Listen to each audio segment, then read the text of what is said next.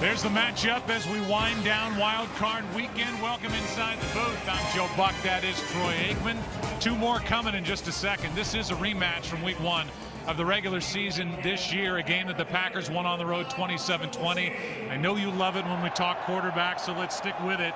Aaron Rodgers, the Green Bay Packers basically say, Aaron, go do it, because they can't run the ball. It's all on him here today. Well, and that's the way it's been all season long. They wouldn't be playing in this game if it weren't for Aaron Rodgers. But let's be honest. I mean, when you talk about it, the only thing keeping Aaron Rodgers from immediately being mentioned with Peyton Manning, Tom Brady, is postseason success. That's not lost on Mike McCarthy.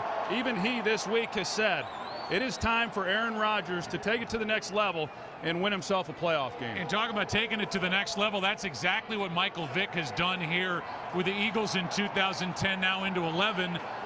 We always knew he could run, but this year he became much more of a polished passer, and the focus is on him for Philadelphia. Well, he's been exceptional in the pocket. We understand that, but we still know that he is a big threat when it comes to running the football. How will he be able to do that today? The quad is certainly an issue, although he says it's 100%. I'm not so sure that's the case. We know this. Dom Capers is going to test him out early with a lot of blitzes, something he's not handled very well in recent games. We are helped ably along the sidelines by two, not just here today, but throughout the postseason and through the Super Bowl. Pam Oliver and Chris Myers. Chris, you're first up.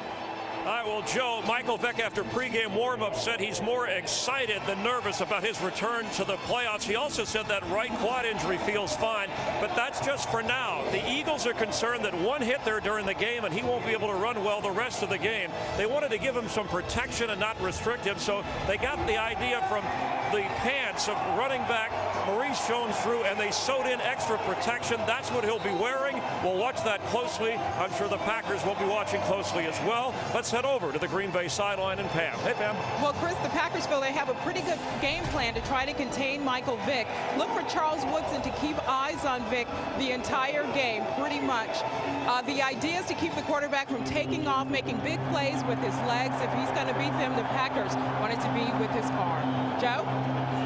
All right, Pam, thank you. As you can see, the coat that Pam's wearing this afternoon and evening should tell you that the wind is whipping around down there. Everybody's talking about how the wind will affect the flight of the football, and it is blowing as we look at the field from our vantage point from left to right. That's the way it's working on your television screen. An early look at Michael Vick as Crosby will kick it away. Glad you're with us today on Fox. Jordan Lawson on the return for Philadelphia, slips down, gets up, and is lucky if he's spotted at the 15.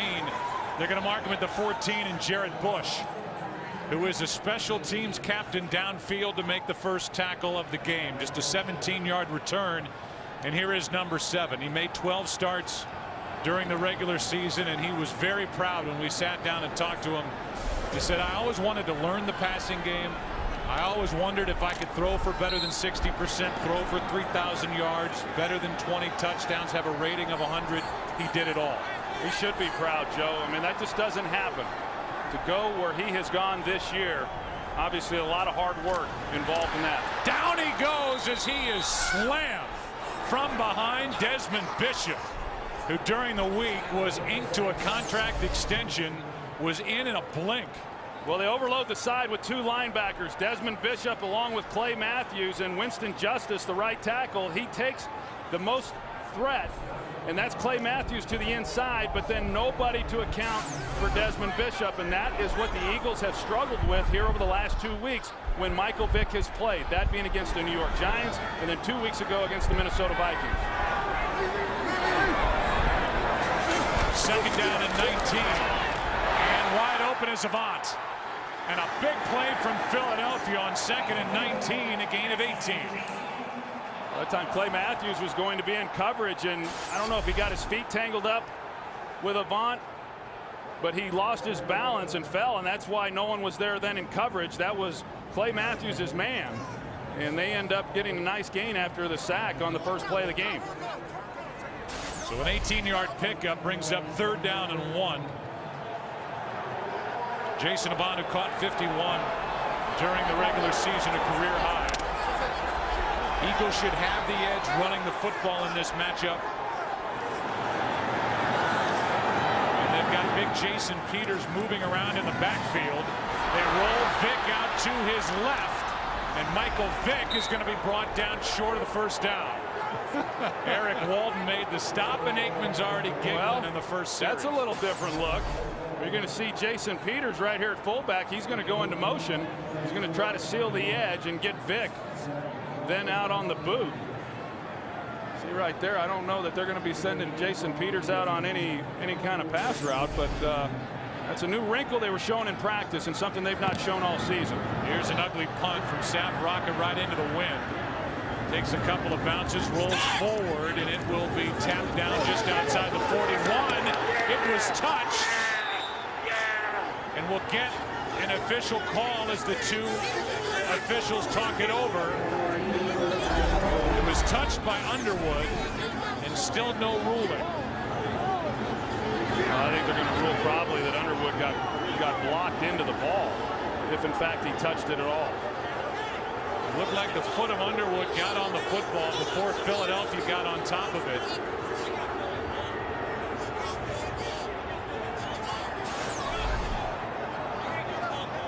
Ruling on the field, the ball was touched by a member of the Green Bay team. First down, Philly. So there you go. Ball rolling around, and it hit the foot of Brandon Underwood. Live ball, Philadelphia on top of it, and the Eagles take over at the Green Bay 41. You know what they're saying, Joe, is that he was in the act of blocking, so therefore it was not deemed that he was the one then pushed into the ball to make contact there. You see Mike McCarthy talking with him, and typically there's a code word that's used by the receiving team to make sure all blockers and everybody that's around the football to get away from it. Protection this time for Vick. Nowhere to go except try and run. And a big gain by Michael Vick after he got around Woodson, a gain of 11. And now we'll take a look at the offensive starters for Philadelphia. After that punt, instead of getting great field position, Green Bay gives it back to the Eagles. Here's the offensive line with Jason Peters, the Pro Bowler, at left tackle, and Winston Justice protecting the blind side at right tackle of Michael Vick. 11-yard run by Vick, first down Philadelphia.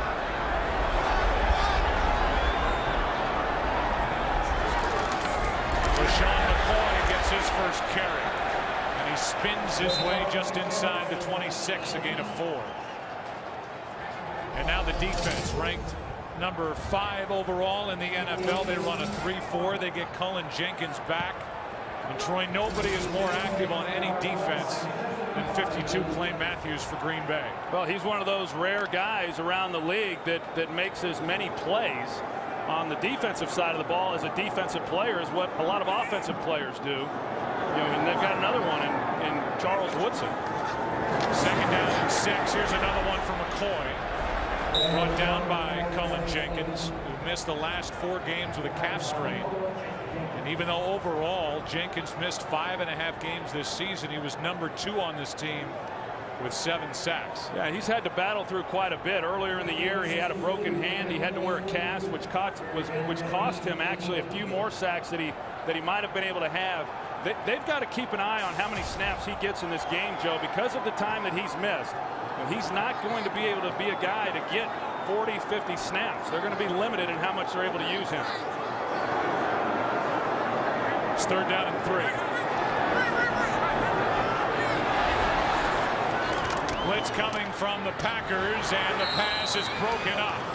Tramon Williams, who has had a terrific season, got in front of Riley Cooper, knocked it away, and now it's 4th down. Akers will trot on, and there is nothing given trying to kick the football in this direction for Akers or Crosby when he gets his chance. Well, it's right into the teeth of the wind, and we saw it in pregame warmups, Joe. That you're right.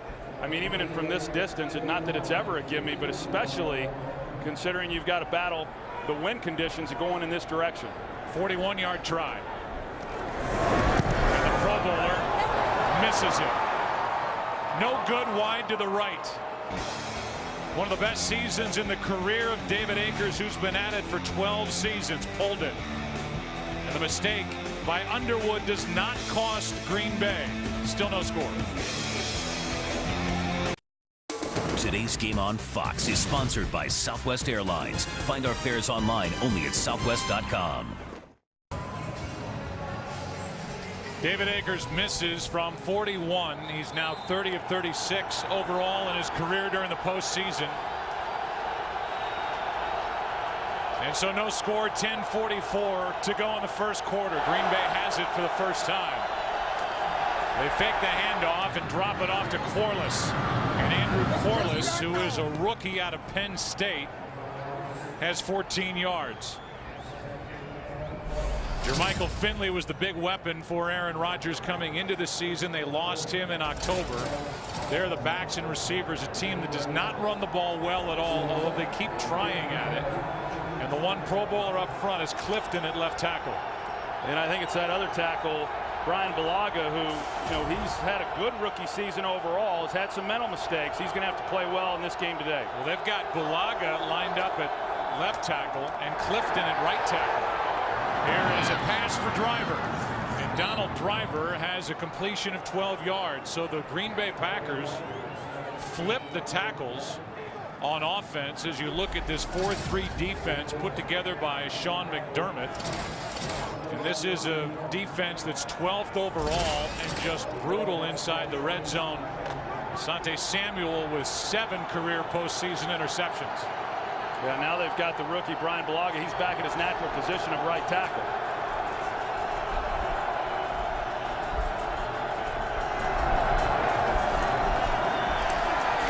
Another throw down the far sideline and incomplete. Trying to get it to Jordy Nelson. Dimitri Patterson, who is an embattled right corner, was back there in coverage. A guy who was lit up by Joe Webb of the Minnesota Vikings a couple of weeks ago. Well, and we know this coming into each game with the Green Bay Packers. Mike McCarthy, he likes the matchups with his skill players and his wide receivers. Now, you go back to the first time these two teams met, week 1, obviously a long time ago. Aaron Rodgers only went after Asante Samuel one time in that game. I don't think a whole lot's going to change in this one. Already we saw the shot to Dimitri Patterson. That's the guy they want to attack. He has struggled down the stretch of this season. Jennings is across from him. First run of the day, and Brandon Jackson picks his way inside the 40, picked up 3. Jamar Chaney, a rookie middle linebacker who's playing in place of the injured Stuart Bradley for the 4th straight game, is there to make the stop. There's Andy Reid, who has his team in the playoffs for the 9th time over the last 11 years, and he's 4-1 during this round. Well, that one coming last year. 3rd and 7.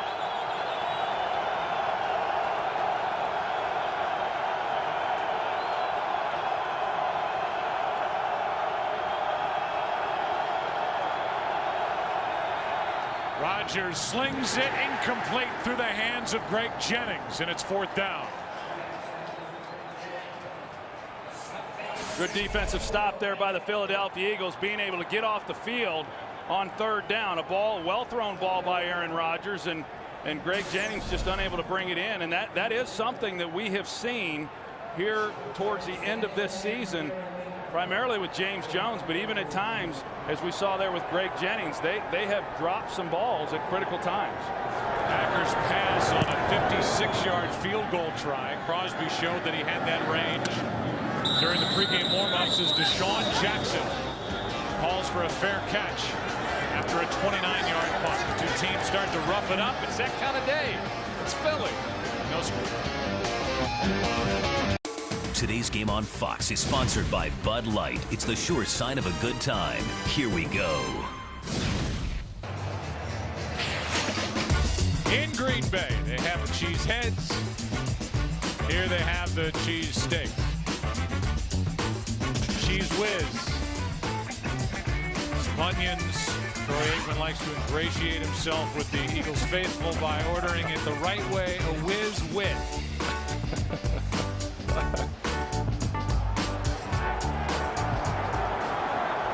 Starting at their own 9. First down, Philadelphia. They have it for the 3rd time. Green Bay came across early, pass complete. That's Selleck. Team's leading receiver from a year ago, only 42 catches this year. Matthews came across early. I think that's one of the real advantages that the Eagles have playing this game at home against a great pass rusher like Clay Matthews. He's so good at anticipating the snap count and getting a good jump. Makes it awfully hard on those tackles. And that time they were able to get him offsides. Offside, number 52 defense. Penalty is declined. Second out. So the Eagles had a little bit of a decision. Do you want to accept the penalty, have 1st and 5, or do you want to take the play? And it's 2nd and 1. Yeah, the quarterback always likes the completion. Oh, okay. Yeah. Stat guy didn't know it. Handoff for a 1st down to Harrison, who the Eagles picked up in season from the Cleveland Browns. You know, I know it's still early here, Joe, but one thing that we have not yet seen is Charles Woodson, you know, off the slot with the blitz, and something that I certainly anticipate seeing a lot of here early because of the problems. Now, we also know that Charles Woodson's going to be keeping an eye on Michael Vick as well. There's some things within this defense. Last week they had Eric Walden on Jay Cutler. Obviously, Vick's a much better runner than Jay Cutler, and they'll use Charles Woodson. There's Woodson in the middle of the defense. Here's Vick airing it out. This pass is broken up. Great coverage downfield. Macklin, the intended receiver, and Sam Shields, who has had a tremendous rookie season, was right there for Green Bay. And that's really what you would expect, and the Eagles know this. I mean, Sam Shields, a young guy who has grown leaps and bounds throughout this season. The one thing that he can do is he can flat out run. So there's not many guys that are going to run by him. Maybe Deshaun Jackson is capable of it. That's pretty good coverage right there by the young guy who we've talked about, Joe. I mean, just a raw talent. But his play has really allowed this team to do a lot of the things that they like to do inside with Charles Woodson. Pretty good battle for the ball on the way to the ground. Here's McCoy. Had a good year. Deshaun McCoy, who's in his 2nd season. Penalty flag comes in. Number 87 offense. 10-yard penalty, still 2nd down. They get Selleck late with a hold. McCoy, with his year, had over 1,000 yards rushing it. There's Deshaun Jackson, who limps off the field. Had a sprained foot late in the year, and they'll take a look at him. Yeah, that is not good at all for the Eagles. I mean, Deshaun Jackson, I really feel coming into this game that he has got to have a big game in order to give this team a chance, and we'll find out exactly what the injury is. You see his feet get trapped beneath LaShawn McCoy and Pepra, and that left ankle got twisted. You got him, and then you consider that Michael Vick, although he looked good on that first run that he had of this game, neither of their big playmakers with leg injuries, it may keep them from being able to be 100%. On 2nd down, Avant over the middle is out across the 20. I'm sure there are as many fans here in Philadelphia in the stadium watching what's going on the sideline with Deshaun Jackson as they are what's going on the field. It's 3rd down and 10. Yeah, that's just a major injury, because one of the things that they would really like to be able to do is get Deshaun Jackson on Tramon Williams, because as we all know, I mean, he leads the league in yards per reception. He's a big play guy, and he's the one who can really threaten this defense down the field and open up a lot of those underneath things. That's a huge advantage for the Packers if Deshaun Jackson's unable to return to this game. Timeout taken by Michael Vick. So a 3rd down and 10 when we come back. Here's the injury to Deshaun Jackson. Pinned underneath the body of McCoy and in pain on the sideline. No score in Philly. Long before a Cummins diesel engine powered a Ram truck, it roared to life out here and proved itself here, and here. And is only available in a pickup under here. The Ram 5-year, 100,000-mile warranty covers you everywhere. Ram. This is the Evo 4G. This is Android, which powers the Evo. This is something nice someone said about the Evo. So is this. And this. And all this. And this is something really, really nice that someone said about the Evo. Well, we thought it was nice. This is the HTC Evo 4G, only from Sprint, the Now Network. At Pizza Hut, everyone loved our $10 any pizza deal, so we've lowered the price of every pizza on the menu. Any large with up to 3 toppings or any medium specialty pizza, your choice, just $10 every day. At these low prices, why not order 2? Only at your Pizza Hut.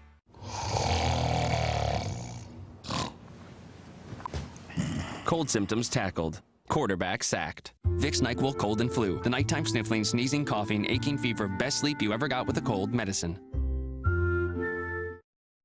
Today's game on Fox is sponsored by Ram Trucks, by Sprint, the Now Network,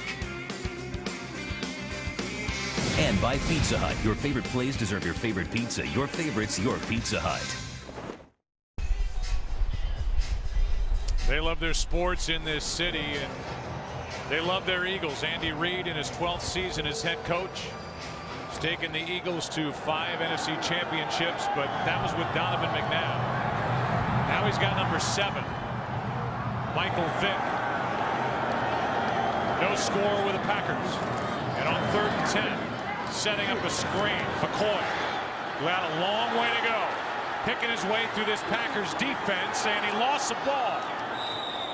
A fumble by LaShawn McCoy, and let's see who gets on top.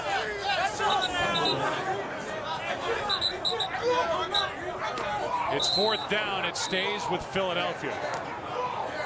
It looked like, had LaShawn McCoy not have tried the cutback, he would have had a first down pretty easily, but instead he traversed the field. You see the ball definitely coming out, and boy, were they fortunate there. That was Eric Walden again. Eric Walden, I mean, I thought maybe his 15 minutes was up after last week, but I guess not. Wow, I mean, he was phenomenal. The guy's a street free agent picked up. Cut earlier in the year as Deshaun Jackson leaves the playing field to get looked at. And Eric Walden last week has 16 tackles and 3 sacks in a game the Packers needed to win over Chicago to get in. Here's Tramon Williams. Not much room to run as he crossed the 30. And after a 51-yard punt into the wind, a good one by Rocca. Just an 8-yard return. Packers have it. Second time. No score.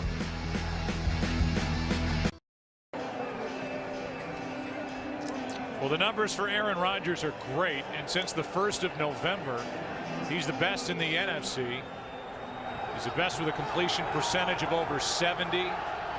9.3 basically yards per attempt, a quarterback rating of 122. He's hot. Play action, a lot of throwing. This one's high and nearly picked off. On the deflection, Samuel almost came away with it. Let's go down to the field and Chris Myers. Joe, from the Eagles bench, it is not good news. It's an injured knee. They have taken Deshaun Jackson in. He is questionable, his return, but they haven't ruled him out. They think there's something they can do to try to get him back in the game. Both the team doctor and trainer working with him. He did hold his head as if he was in pain, but seemed more frustrated about the severity of the injury. Let's go back upstairs. All right, Chris, 2nd down and 10 for Green Bay.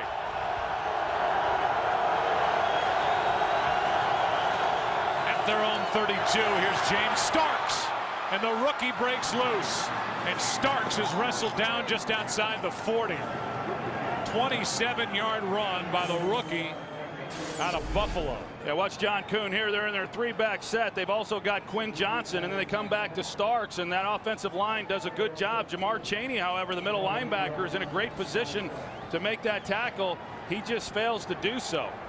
And John Kuhn, the personal player that he is, I mean, he has had a career year this season, mostly as a runner this year, but in previous years, he's been primarily a fullback, does a nice job.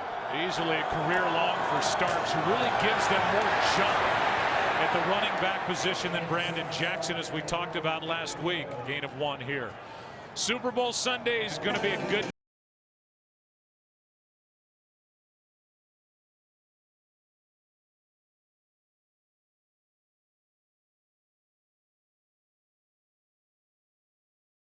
very unusual for the Green Bay Packers. They came into this game with only 3 runs of 20 yards or more. It's just not a big part of creating big plays. They primarily get that obviously through their passing game. So to get that, it's a little unusual for this offensive running attack. Here he is again. We talked about it last week. James Starks, who picks up 5, went on the physically unable to perform list in camp. He hurt his right hamstring.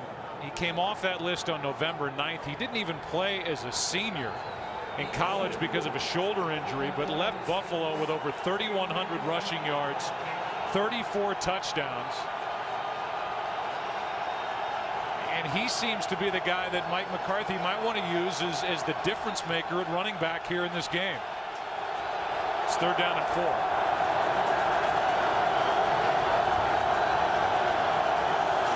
Penalty flag. The Eagles came across. The pass incomplete. But this could be a 1st down on a defensive penalty. And it is. 1st down, Green Bay. That's an excellent job of Aaron Rodgers holding the count. Offside, number 57 defense, 5-yard penalty. Result of the penalty would be a 1st down. It was on Keenan Clayton, the linebacker, and Aaron Rodgers having to go with the silent count. But you know, these offenses have gotten so adept at being able to mix in, not necessarily hard count, but mix up the silent count well enough to where even playing on the road, you don't get linebackers, defensive ends, pass rushers getting a great jump off the ball. They've still got to look down at the ball and make sure it moves, just like the offensive linemen do. You know, I believe Please Scott set Wells. the game clock at 3:34. I think Scott Wells just snapped that ball when he saw Keenan Clayton come across, because quarterback Rodgers wasn't even looking for it. I think that's a heads-up play by 63, the center. Yeah, and that's what's coached as well, is when you do have a guy that's offsides, you know, go ahead and let it go. And you know, Aaron was ready for the snap at least. You know, sometimes some of these games we see these balls flying back there and the quarterback's not even looking.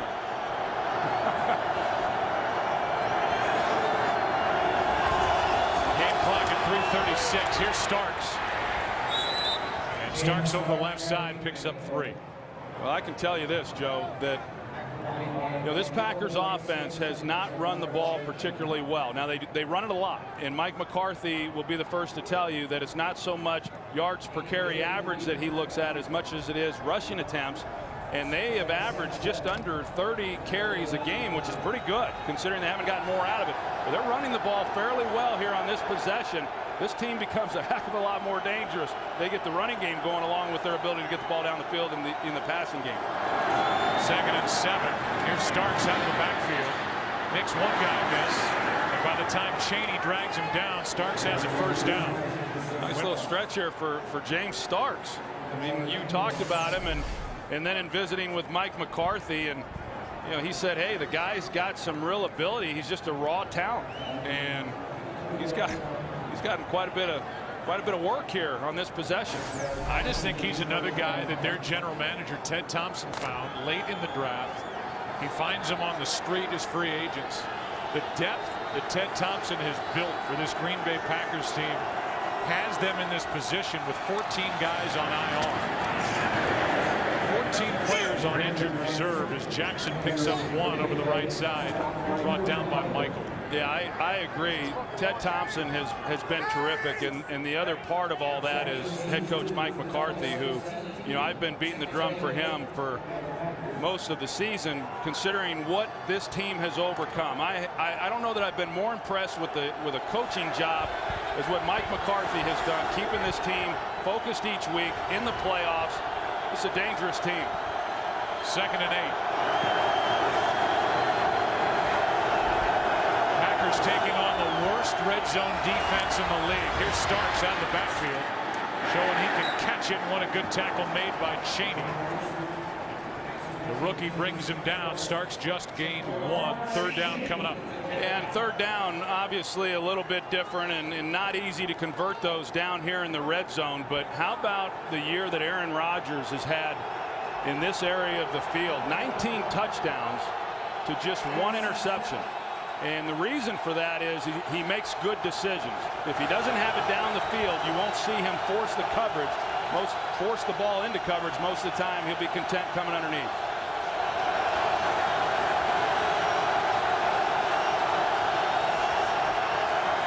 It's 3rd down and 7.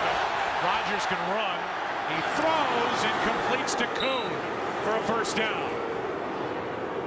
John Kuhn 2 weeks ago said, I don't know what a folk hero is exactly, but he's become just that. Hey. For the Green Bay Packers and their fans, they love number 30. Well, Sean McDermott, defensive coordinator for the Eagles, he said he named one guy that he was impressed with. Not that he's not impressed with more, but he said, I'm really impressed with this number 30 guy, John Kuhn, for the Green Bay Packers, and it's for those reasons. I mean, he's such a versatile guy. He can do so many things. You know, he really is a coach's dream. Across his body, too. Andy Reid just called a timeout. He's hoping his defense figures out how to stop the opposition in the red zone. That's where the Packers are with a 1st down when we come back.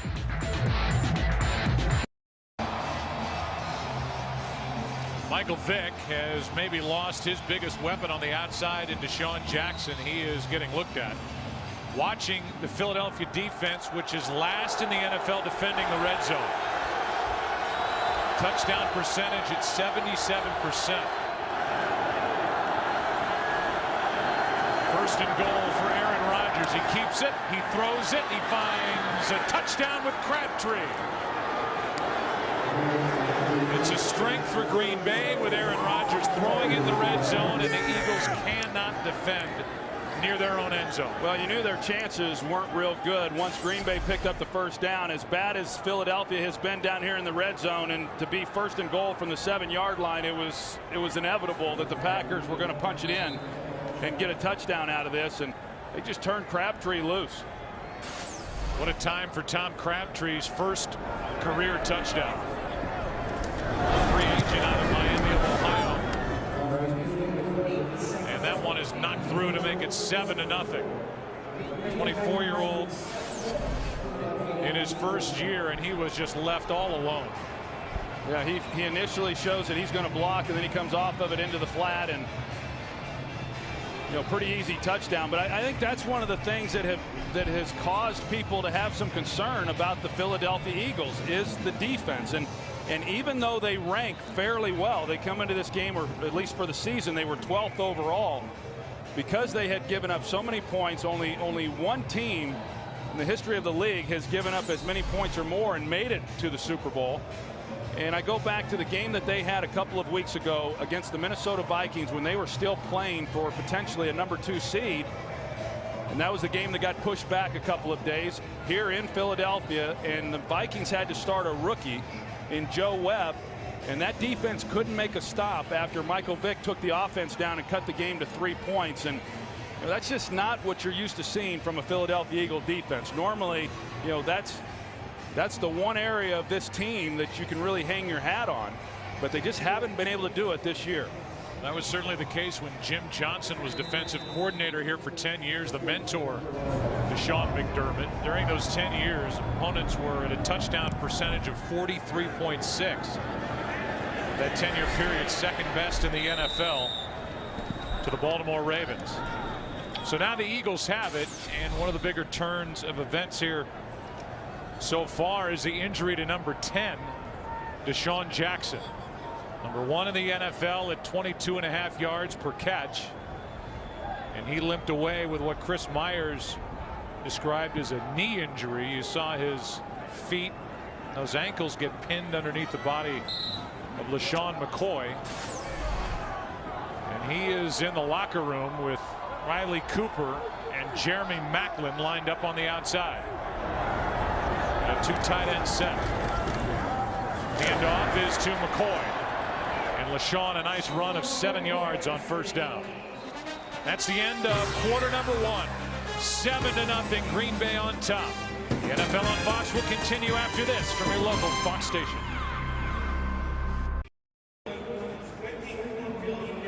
There are the numbers after 1. Impressive drive put together by Green Bay, and so now Philadelphia tries to answer.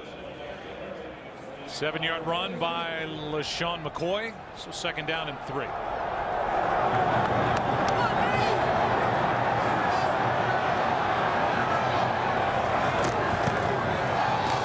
McCoy again, and he is dropped by Woodson. Yeah, Well, this is where Woodson's been playing throughout this first half. He's going to be in the middle of the field right here, number 21, and he's really intended to be a spy on Michael Vick, and then he reads the draw and he comes up and he makes a tackle, something he's very good at. But I know in going back to their playoff loss last year, they were number 2 in the league defensively. They gave up over 530 yards to the Arizona Cardinals, and Charles Woodson didn't feel that they really played their style of game, and he wants to come after Michael Vick in this game and be a factor, and so far he hasn't been. He hasn't been blitzing. He's primarily just been the spy, like we showed. Vick keeps it and fights for a first down.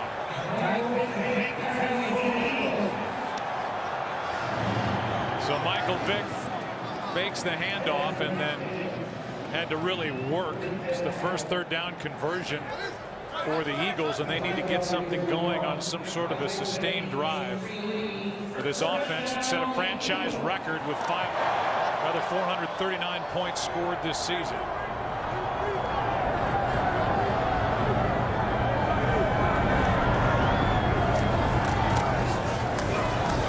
Here's McCoy.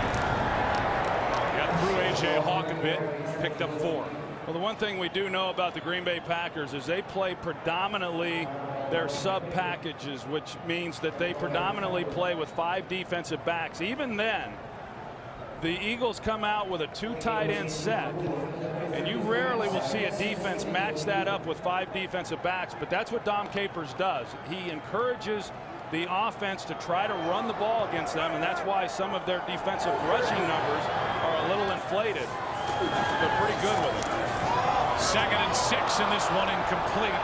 Macklin's looking for a flag, and he won't get it. 3rd and 6. Not a bad throw by Michael Vick. He's trying to just shade it away from the defender. But Tramon Williams, who's coming from the inside, and so he's trying to keep it away from Tramon Williams, which he was able to do.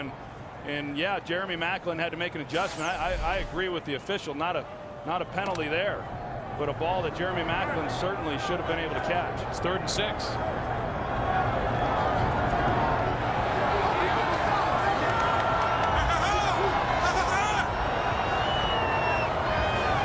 Packers are coming.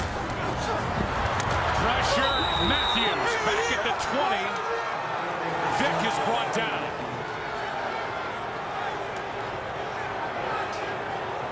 Well, you're going to see the impact of Charles Woodson. He's going to come right here, and then you've got LaShawn McCoy, who has to move across the formation to pick him up, which really kind of then freed up Clay Matthews inside. They run a twist, which those offensive linemen trying to come off the blocks in order to handle that inside is very, very difficult. A good scheme and a good blitz right there by Dom Capers in allowing Clay Matthews a pretty good run there on Vick. Bishop has a sack for Green Bay. And now a sack for Clay Matthews on a hop. Tramon Williams initially was going to stay away, and Williams returns it out near the 45. He'll be marked down at the 43. 9-yard return. Charles Woodson in some pain getting off the field, but his defense is playing. Packers up 7. Today's game is sponsored by Frost Brewed Coors Light, the world's most refreshing beer. By Blackberry. And by The Dilemma, in theaters Friday.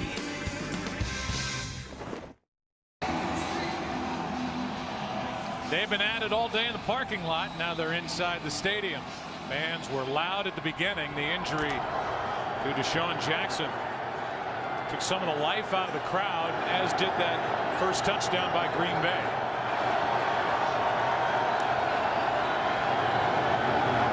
Starks in the game, and he gets it. And the rookie, James Starks, picks up 6. And I guess we can carry that point forward. If the Green Bay Packers, Troy, now have somebody in James Starks that can run the ball, not only are they going to be a handful here for Philadelphia, but if they move past this weekend's games, I mean, that opens up a whole new dimension for them offensively. Yeah, I just think coming into this game, Green Bay was probably the most dangerous team in the NFC field, you know, and right now they're doing the things that they wanted to do early in this game, and that is run the football, get the ball out of Aaron Rodgers' hands quickly. Starks again picks up 3, 3rd and short coming up.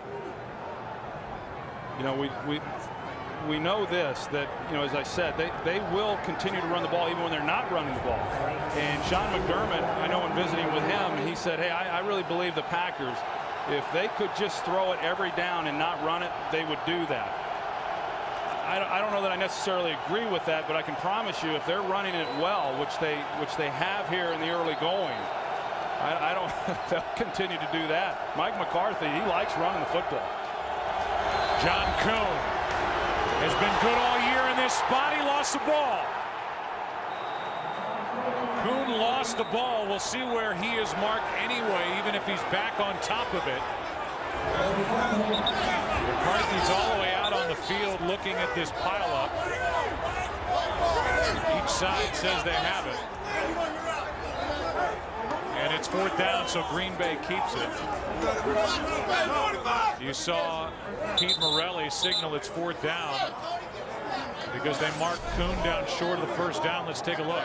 It was Jamar Chaney who came in and got the hit then on John Kuhn, got the ball loose. And you know, we see these games, these turnovers, they decide who wins and loses. And we saw the Eagles get a break earlier, and it looks like now the Packers are getting a break also. Well, Pete Morelli said initially 4th down, where they marked Kuhn. It's very close to enough for a 1st down, and now Morelli's going to bring the chains out.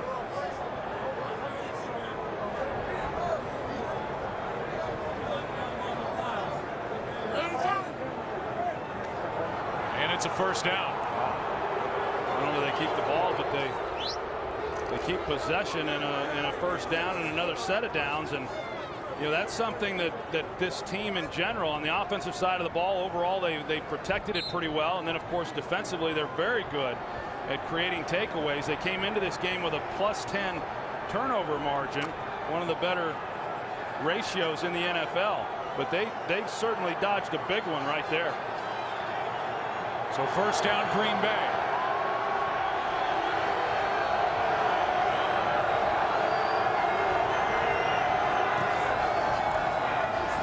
Out of the backfield, it's John Kuhn.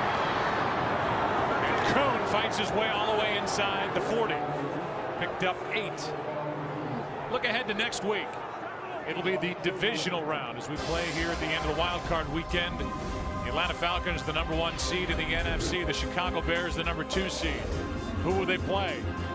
We know that Seattle is advancing after a convincing win last evening at home over the world champion New Orleans Saints. It always seemed that if you had one of those byes, you would prepare during the week as to who you thought you might end up playing, and you never ended up playing the team that you had spent all that time preparing for. And I know that the Bears and Falcons know what I'm talking about. Here's Starks on 2nd and 2, and this time a nice job by Philly up front. We know this: if Philadelphia wins, it'll be Seattle at Atlanta, Philly at Chicago. If Green Bay wins, it's Green Bay at Atlanta, Seattle at Chicago. And Seattle had Matt Hasselbeck personal high with 4 touchdown passes in a playoff game. Tomlinson part of that Jets win, and Flacco had a solid game, and the Ravens were helped out by 5 Chiefs turnovers. Well, I heard somebody say one time that's why they play the game. And I think that could be why they played the game there in Seattle last night. It's 3rd down and 2. They fake it to Kuhn. Rodgers steps up, drops it off. Quinn Johnson, the fullback, has a 1st down. To the Philadelphia 35, a gain of 4. Well, right now the Packers are doing a good job on 3rd down, and this is a good sign for Eagle fans to see Deshaun Jackson coming back out onto the field. I wouldn't imagine he'd be coming out unless he's going to give it another shot, but what a great job by Aaron Rodgers, just extending the play, keeping it alive. And Quinn Johnson, Joe, is another one of those guys. I mean, he's a battering ram, but he does a nice job there of picking up the 1st down. It's his 6th different receiver that Aaron Rodgers has found.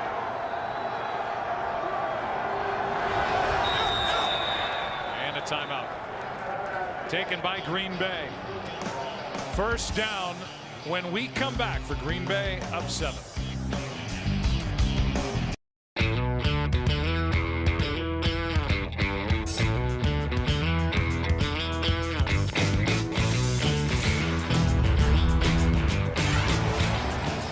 Jackson trying to get loose.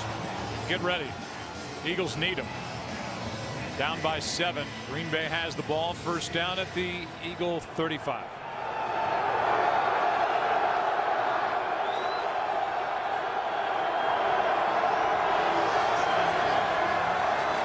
Pass caught by Driver. And Donald Driver is forward for 7. This has been kind of a slow death for the Green Bay Packers, and this was the game plan coming in, and they kind of lull you to sleep a little bit at some point in time. Aaron Rodgers right now is completing a high percentage of passes, getting the ball out, but yet the longest completion that he has is only 15 yards, and so he's getting into a little bit of a rhythm, getting the ball out, trying to neutralize that pass rush of the Philadelphia Eagles, and then at some point he's going to take a shot down the field. Completed 75% of his passes. Here's Starks.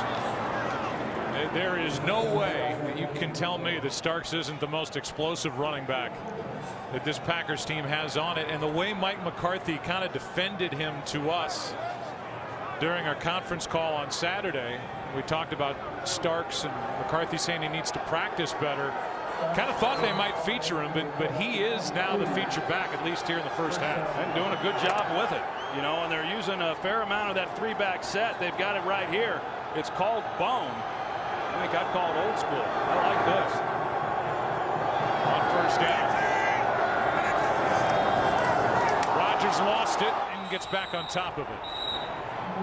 Quinn Johnson knocked it out of the hand of Aaron Rodgers, a loss of 2. I'm not sure what Quinn Johnson was doing. It looked like he kind of came inside. So Aaron Rodgers, he starts inside, and I think that Quinn Johnson just got confused on his angle as to where he was going, because Aaron Rodgers coming out, clearly he's got to reach to get the ball out to James Starks, but Quinn Johnson put a good hit on him. As a quarterback, when you're handing off, you're not expecting to get gored. Second and 12.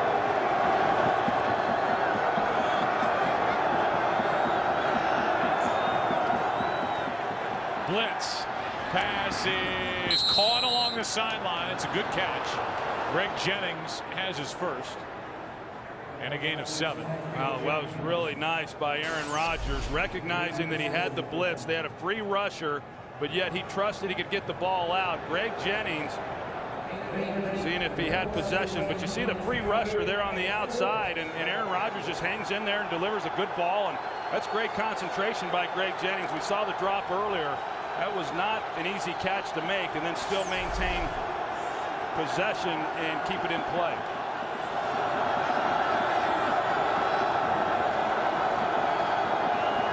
Third down and 5, another blitz. Rodgers steps out of it. He can run. Aaron Rodgers has a first down as he hops out of bounds. Where Kurt Coleman was in his face, a gain of 8. He's not Michael Vick, Troy, but he can use his feet in the pocket, and he can use his legs to run for first downs. I think that's when he's the most dangerous, Joe, because we see it over and over, and it's not just him going to his right. He'll go to his left like he does here, but you saw where his eyes were. He looks to step up in the pocket and then slide out. But once he slides out and gets out on the edge, he is looking to throw the ball, but that time in man coverage and had just nothing but open grass to pick up that first down. Third highest rushing totals among NFL quarterbacks this year. There he is again, slings for the touchdown. James Jones. And Aaron Rodgers showing what he can do. One to his left, this one out to his right. And credit James Jones for giving Rodgers a place to go with the ball. You're going to see he's on the go route, and he's thinking he may get it on a fade, but when he sees Rodgers sprinting to his side, that's what you do. You work back to the pylon and give your quarterback a place to go with the ball. That's what you want to see. He gets lost by the defender in a good position, but once the scramble drill took place, pretty easy pitch and catch.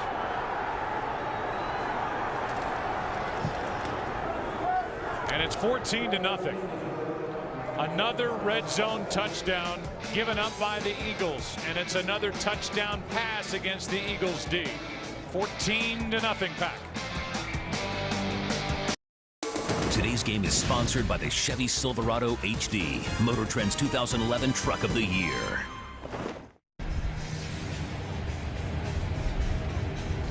Packers fumbled twice on that drive, got them both back, and turned it into a 12-play, 57-yard march. Aaron Rodgers 5 for 5. Aaron Rodgers is 0-1 in his postseason history. They lost last year in the first round in overtime in Arizona. 51-45. Rodgers threw for 423 yards. The game ended on this fumble for a touchdown. On the return, it's Lawson. Eagles need to figure it out, move the ball, get something going. DeSean Jackson sitting on the bench as the Eagles offense takes the field. Jones a touchdown. 14-0 Green Bay.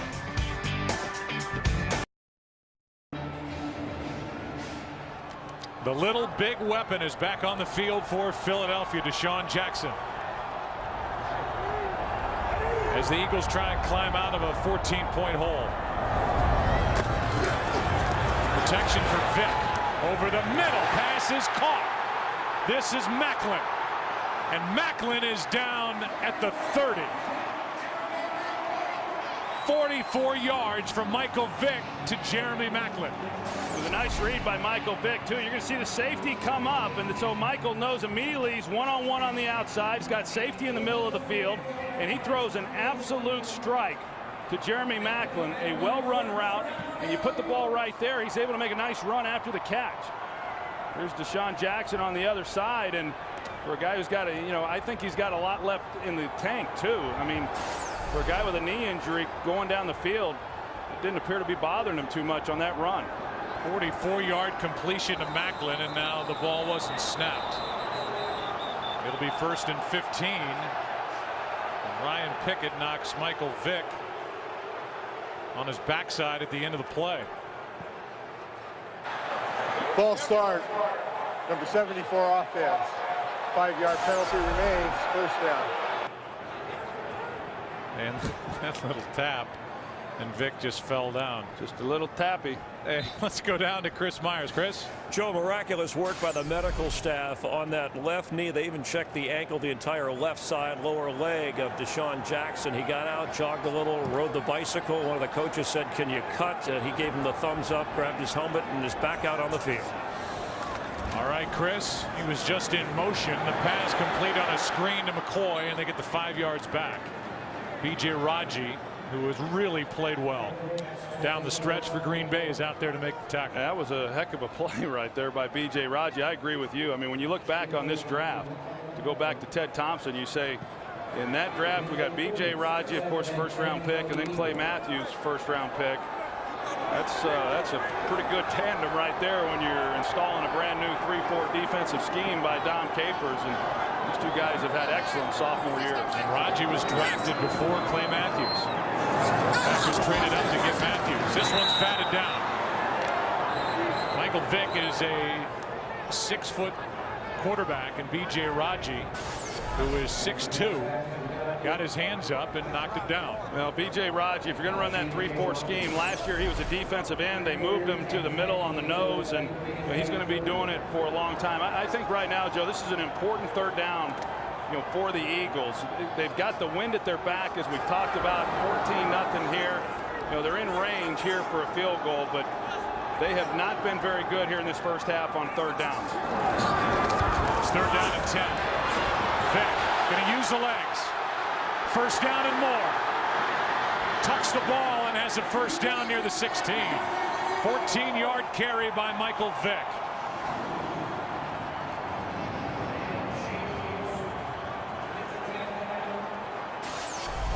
No, this wasn't designed. You see Woodson over here. This time he's in coverage. He has been serving as a spy in the middle of the field on a lot of these defensive coverages. That time Woodson was in coverage, and Michael Vick, once he saw everybody turned out and covering, he was able to find a lane, and pretty careless with the football right there. Now the Eagles inside the red zone as McCoy goes up the middle for 3. Let's go back to that 14-yard run by Vick. Yeah, Vick just came out of the pocket and never was able to tuck it, and of course he did a little bit better once he got into contact, but that's the danger, and whether or not he's 100% or not, we see him being able to to make people miss. You know, the ball almost got knocked out by Desmond Bishop. 2nd and 7.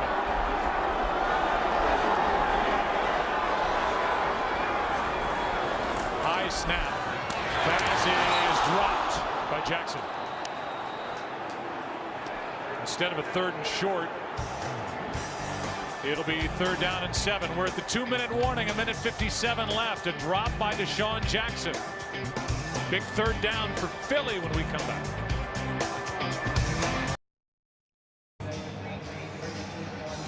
See what's happened on this drive for the Eagles, who are 2 for 6 on 3rd down. Report from field level as the wind has died down. There's a big 3rd and 7 coming up for Michael Vick and the Eagles.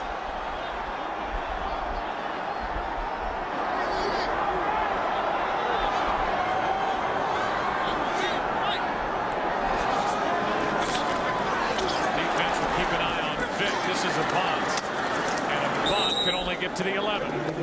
Good stop by the Green Bay Packers in the red zone. A gain of just 2 as Bush and Tramon Williams came up to make the stop. Like where Michael Vick was wanting to go with the football, Cullen Jenkins, the defensive tackle, he was able to drop right underneath it. Here he is here, and you know, he just obviously isn't going to run with anybody, but that's a big body that those receivers have to try to manipulate, and Vick would have had to have waited on him to get him in the next window, and he had to come underneath, and not enough then for the 1st down. 29-yard try by Akers, who missed from 41 earlier, and this one is basically a chip shot to make it 14-3. The 29-yarder is good, and now 1:11 left. Green Bay will get it with 2 timeouts remaining. And for Green Bay, you know, we talked about the Eagles and what they do defensively, or what they don't do defensively in the red zone. No team gave up fewer red zone trips than the Green Bay Packers inside their own red zone, and they shut down the opportunity for a touchdown there. Yeah, I mean, a nice job there by the Packers defensively, limiting them to the field goal, but a good drive for the Eagles. I mean, you got to get some points at some point, obviously, and so for them to be able to put together a drive, something they'd been struggling to do, come away with some points. The key right now is this Eagles defense, and can they make a stop and not, they can't afford to give up any points here before the end of this 1st half. You know, in week 1, it turned into a 27-20 win for Green Bay here over the Philadelphia Eagles. That's when Vick relieved Kevin Cobb. We thought we were going to see the start of the Kevin Cobb era. Instead, we saw Michael Vick. At one point, that game was 20-3, and Vick helped the Eagles get back into the ball game, and now trying to dig out of a 14-point hole. It's an 11-point game with 1:11 left in the half. Well, he has kind of proven that it's not over until it's over. So, you know, 14-3 with a lot of football left to play. This thing is a long way from being over. And I know Michael Vick came into this game, you know, really excited about the opportunity and feeling confident that he would be able to do the things required, or at least what he's been doing all season long. James Starks is waiting for the kick, and Akers drives it out of the back of the end zone, kicking with the wind. So a 1st down at the 20 for Green Bay, up by 11. Are you hungry for laughs? Then don't miss the grand opening of Bob's Burgers. A delicious new addition to Animation Domination. Entertainment Weekly says a comedy this well done is very rare indeed. Premieres tonight after an all-new Simpsons right here on Fox.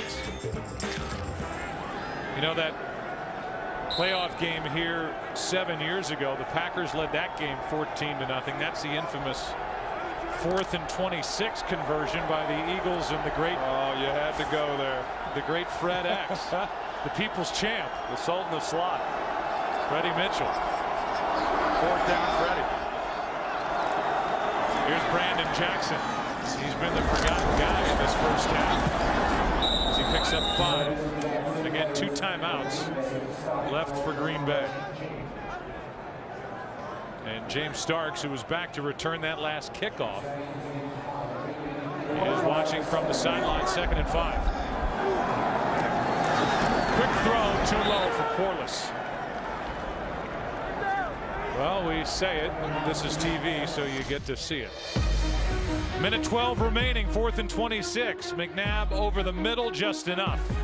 27 yards, a 1st down, a game that Well, they tied it and then won it. The left leg of David Akers. And that was the first playoff win for the Eagles here in this stadium. And we saw the people's champ, Freddie Mitchell, buckle the belt after that reception. 3rd down and 5. Packers are 4 for 5 on 3rd down. Rodgers throws and hits Corliss in stride. And Andrew Corliss has a 1st down out at the 37. And the clock is stopped. Green Bay takes a timeout. 12-yard completion to Corliss, who got smacked. Yeah, by Asante Samuel. Yeah, and Asante Samuel talked about that just the other day when we were visiting with him, Joe, and some of the fines that have been handed down on him for some hits very similar to that. You know, Corliss just making the catch, and then Asante Samuel came in and went to the head, it looked like. Visa halftime's coming up with Kurt, Terry, Howie, Michael, and Jimmy. They will analyze and second guess everything we've said here in the first half at the game. And there's the hit up high. At that point, you could make the case that Corliss is a runner, but it was certainly a vicious hit by Asante Samuel, who told us they don't pay me to make tackles, they pay me to make interceptions. That was a good one there, but you're right, Joe. He was no longer a defenseless receiver. Once he turned in the whole element of time thing, he then became a runner, and he was not afforded that type of protection. 37 seconds left, 1 timeout for Green Bay. Here's Rodgers airing it out, and in stride, Jones drops it. That could have been crushing points to the Eagles. Rodgers couldn't throw it any better, and it's another James Jones drop. Yeah, we've seen this before, you know, same song, second verse, and you know, those are the balls that you got to bring them in. And you know, I know that Mike McCarthy will tell you that James Jones has good hands. It's a lack of concentration. Well, if that's the case, then you need to concentrate. I mean, he's got Asante Samuel beat. It's a touchdown, and you couldn't walk it to him and hand it to him any better than what he just threw that ball. 2nd and 10. Big break for Philadelphia there. And timeout before the play clock expired. Delay a game. Offense. 5-yard penalty. Still 2nd down. So instead of using the timeout, they're going to throw the flag for delay a game. And it'll be 2nd and 15. I think Mike McCarthy was still trying to get over that drop. Probably the play comes in a little bit later. Aaron Rodgers is a little bit frustrated with it, so the whole mechanics of the operation of then getting the next play off got slowed down a little bit. What a chance for James Jones, who already has a touchdown in this game.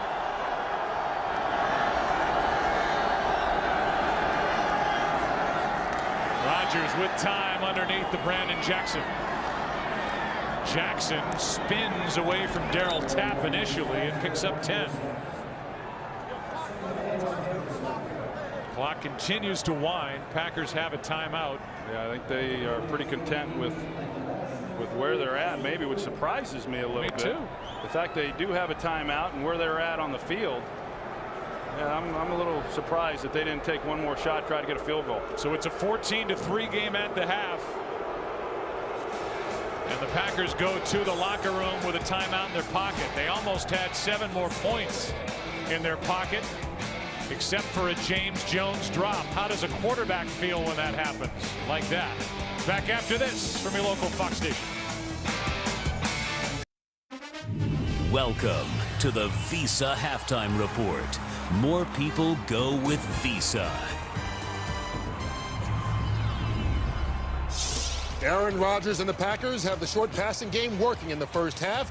2 TD passes from Rodgers, this one to James Jones, puts them ahead of the Philadelphia Eagles in the wild card matchup here on Fox, 14-3 at the break.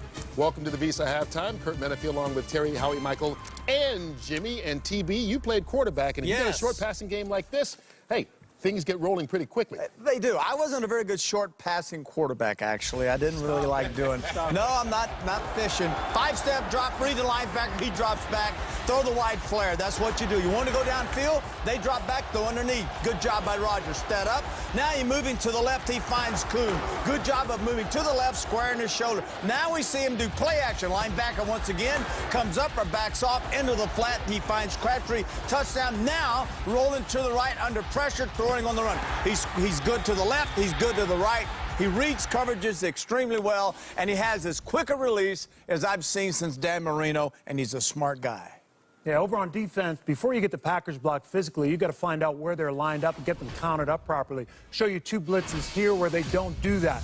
2 down linemen, 4 backers, Woodson in the slot. They walk Bishop outside Matthews. They don't count him. He comes clean.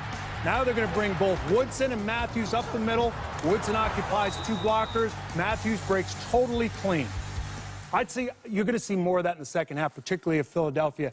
Green Bay gets another score here, and we're talking 21-3, then you'll see a lot more of that. So, Michael, what does Philadelphia have to do to not only stop Green Bay from scoring, but actually get a touchdown themselves in the second? Well, I think it's all momentum. And for Green Bay, I mean, they have all the momentum now. Thank goodness the Eagles put something on the board, because you're in Philly. They're going to boo if they hadn't put anything on the board. They're not converting on 3rd down. Still not protecting Michael Vick as well as you would like for them to protect Michael Vick. And, you know, the hardest thing that Green Bay, for the Philadelphia Eagles this year has been red zone. Have not done well in the red zone. It's kind of hard to all of a sudden in a playoff game pick that up. So they just got to stop some drives. Yeah, Michael, Philadelphia only 125 yards. They have lived by the big play all year long. And even though Vick has been sacked twice, for the most part, he's had time to throw the football. He has got to get Jackson and Macklin down the field, deep down the middle. If he is able to do that, because he's got time to throw it, the big play will come, and the big play can get him back into the game. McCoy running the ball and doing the little screens, that's a chain mover, but he needs the big play. Don't you remember how play action bootleg left, throw back to the post route? We're not seeing that, and I'm wondering if they're so afraid of the blitz, Jimmy, they're not taking their shots downfield. He's thinking the blitz is coming, and they're not taking it down the field. So he's got to make sure, make sure you trust your protection. Trust your protection, throw it down the field. But if you're Andy Reid, you know all week they worked on protecting Michael Vick. Yeah. Getting McCoy at the end of the half there was big. You credit Green Bay's defense, though, for stifling them a little bit and confusing them maybe a little bit. When you want to talk about defense, though, for years, it's been about defense in Baltimore. And today, that certainly was the case in their playoff game at Kansas City, TB. All right, go Chiefs. Rolling out, finding Rice underneath. Flacco, what a nice job. Not rolling out, dropping back. Everybody drops deep, throwing underneath. You had a guy there, Rice, 9-yard touchdown. It's 10-7 Ravens. And then, if you're going to scan the field and take all the time in the world, make sure you look back to the backside. Landry stepped in front of that Castle pass, interception, 16-7 Ravens, and then to seal the deal, it's Flacco to Anquan Bolin. 30-7 is your final. That's a good old-fashioned butt whooping on the road into the playoffs. No one does it better than the Ravens. Yeah, this Ravens defense forced 5 Kansas City turnovers. Easy in the victory, in the easy way to advance. It started to unravel, and then things just started to go south for us, you know, and it was one bad thing after another, and somehow you just have to try to stop the bleeding, and we weren't able to do that. Pittsburgh Steelers are going to be our next opponent, and, you know, why not? You know, it is very fitting for us, and like I said, it should be a lot of fun to go play those guys and play them for the 3rd time this year and kind of have the little rubber match between us. So it shouldn't surprise you that these 2 teams is in the fight and at each other's throats every year, and this is you know, the NFL at its best. This is what the world want to see. They want to see Baltimore, Pittsburgh. I don't know if the world wants to see it, but I know I do. Baltimore at Pittsburgh, an AFC North matchup, is the opener of the AFC divisional playoffs. An AFC East matchup will wrap things up on Sunday. Both those games split by the teams during the regular season. Visa Super Play of the first half of our game today, the Green Bay Packers. Tom Crabtree, first NFL touchdown for the undrafted free agent out of Miami of Ohio, helping the Packers to a 14-3 lead. We'll see what's up in the second half. The Dallas Morning News. It's more than Dallas. It's more than morning. It's more than news. And it's definitely more than a newspaper. introducing the next generation of the Dallas Morning News. Sign up for a chance to win an iPad or iPhone at dallasnews.com. This is not a steakhouse. There's no maitre d' to contend with, wine list to decipher, or white linen napkins folded to look like little swans. This is the house that Burgers built. And this is the new steak sauce double with bacon, cheese, grilled onions, and our smoky, tangy, slightly sweet steak sauce. Reservations are not required. What a burger! Just like you like it. Look, everybody wants the same things in a pickup, okay? You don't need a bunch of donut eaters at a focus group to tell you that. But only the engineers at Ford seem to get it. Because they cranked out an all-new line of engines for the 2011 F-150 to give you the most torque, most towing, most horsepower, most payload, and you won't be put in a chokehold every time you fill up. Because you can also get the best fuel economy. Chew on that. This is the future. This is the new F-150. Get out the way!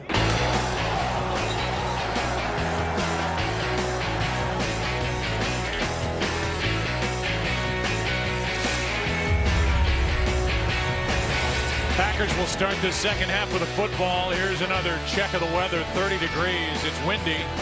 Wind chill at 20 degrees. We welcome you back inside our booth. Other than that, 7.5, 8-minute run at the end of that Giants game, the Philadelphia offense has been sputtering here of late. It's happening here again. What do they have to do to get back in this game?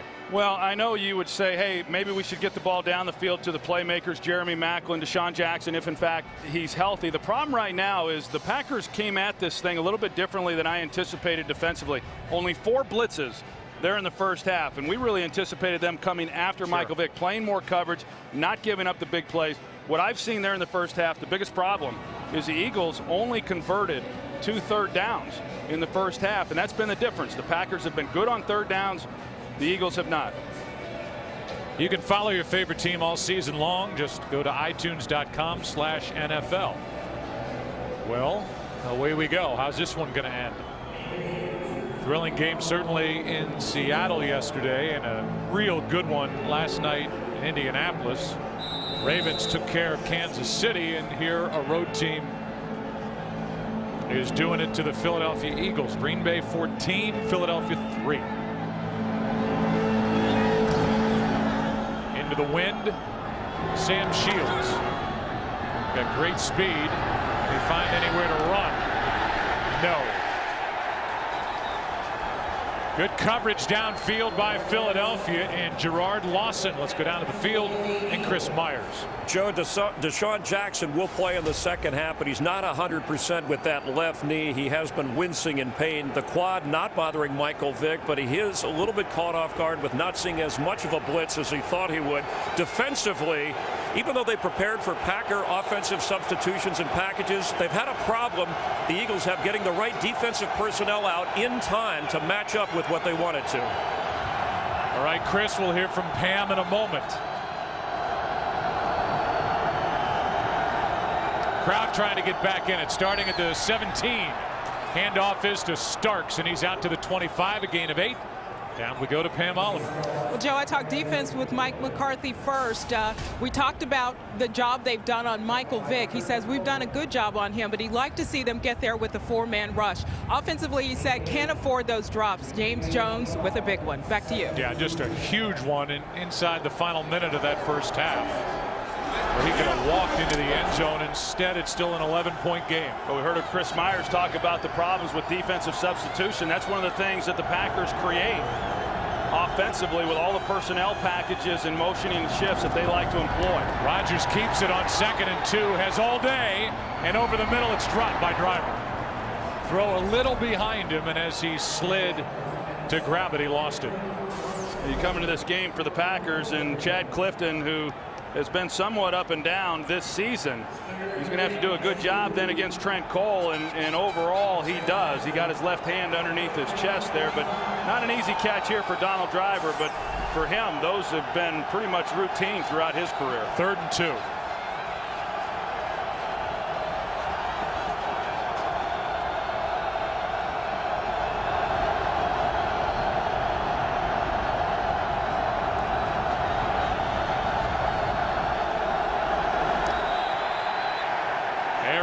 Rodgers did not like what he was looking at on 3rd and 2.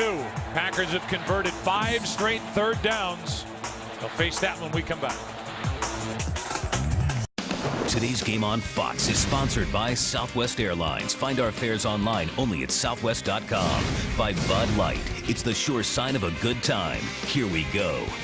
By the Ford F-150 and its 4 new engines. This is the future of truck. And by Domino's. Oh, yes, we did.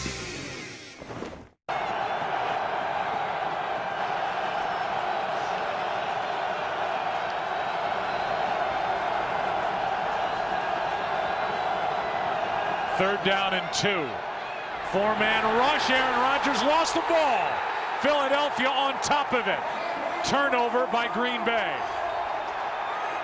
Jaquay Parker comes away with a football, and he knocked it out. What a play by number 75.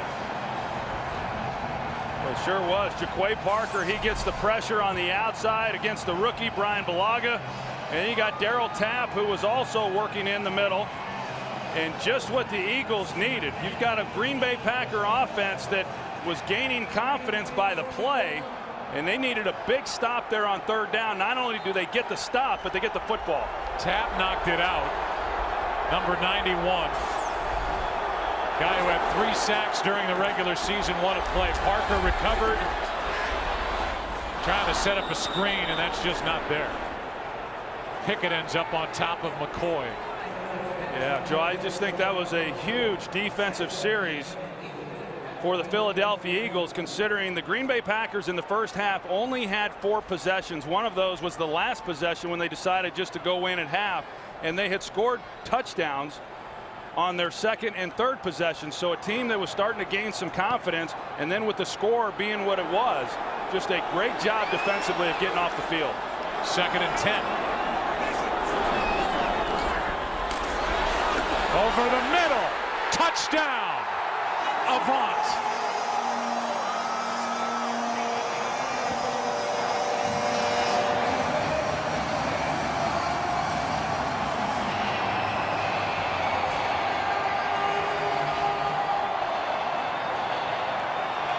Just an excellent route by Jason Avant. You're going to see him as he goes to the inside. He pushes Jared Bush 24 to the inside to make him think he was going to go on a crossing route.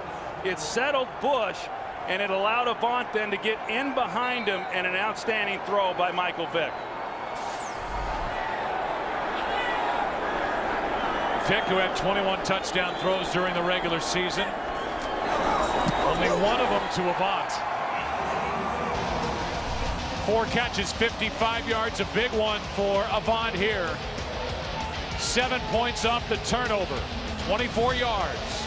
It's a 4-point game.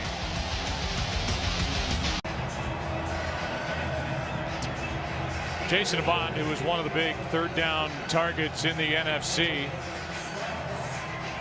is good from 24. Came after the Aaron Rodgers fumble in just a 6-second drive, 2 plays, incompletion on a screen, and then the 24-yarder to Avant, who had only 1 touchdown all season. Starks waits for it. He'll get a chance to run from about a yard deep, and they'll mark him at the 20. We'll go back and take a look at the sequence of events, and it started with the fumble here, and that's what they had to have. Inside pressure, they get it. They force the fumble on 3rd down, and then on the touchdown, great protection inside. You see the amount of people that the attention to Clay Matthews in this route. Just an excellent route by Jason Avant of threatening a defender inside and giving a quarterback a really good place to put the football for the touchdown. This crowd is alive.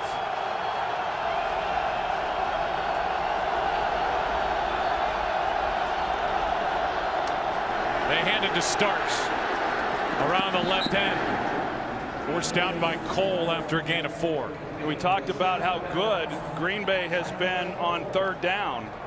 And the main reason for that is they've had pretty manageable 3rd down distances to overcome. And that's because they've been so good on 1st down.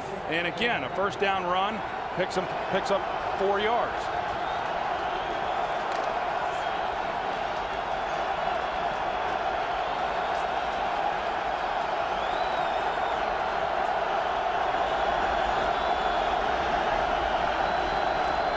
Second and 6. 2 straight. Starks runs, and he runs into a wall.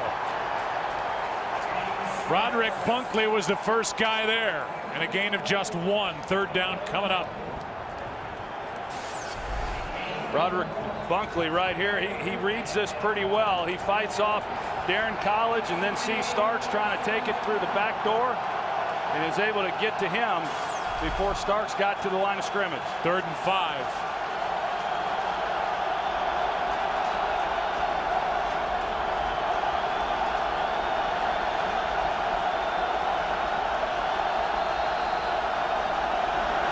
Blitz.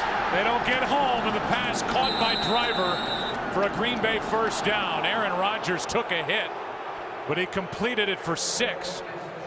Well, he knows. You see Aaron Rodgers. He took a pretty good lick right there. That's the look of a quarterback who got hit pretty hard. And Aaron, I think, knew it was coming. They didn't have enough blockers to that side, so there was going to be a free rusher, and he just had to get it out, and he got it out just in time. The Donald Driver for the first down. Rosalio Hansen a step too late. A big conversion for Green Bay on 3rd and 5.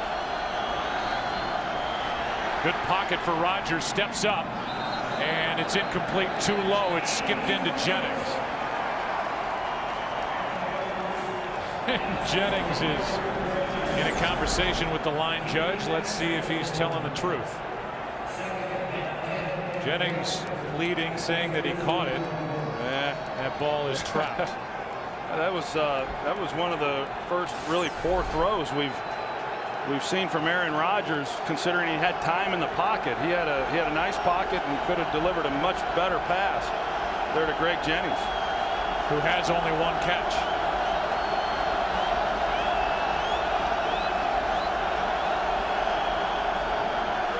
Quick throw, incomplete for Driver. Good coverage by Hansen, who was coming on the blitz earlier. Yeah, it really was. I'm sorry, Joe. They showed that they were going to come with blitz, and you see Hansen, he's underneath it. So the only chance that Driver has is he's got to be able to outrun Hansen then to the middle, and just no chance. That was excellent coverage by Rosalio Hansen.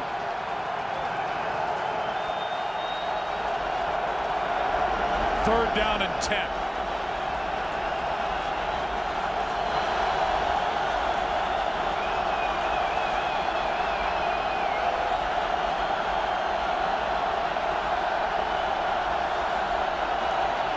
Just a 4-man rush. Rodgers has a pocket and hits Donald Driver into Philadelphia territory to the 49. 20-yard completion to the all-time leading receiver in Packer history, Donald Driver. Yeah, well, a lot of time up front. They go with a 4-man rush. They decide that they're going to play coverage, and in the middle of the field, the linebacker just got a lot of depth there in the middle. Actually, yeah, it was Jamar Chaney who he just was taking the deep middle, and because he was so deep in coverage, it opened up a big lane there for Driver in the first down.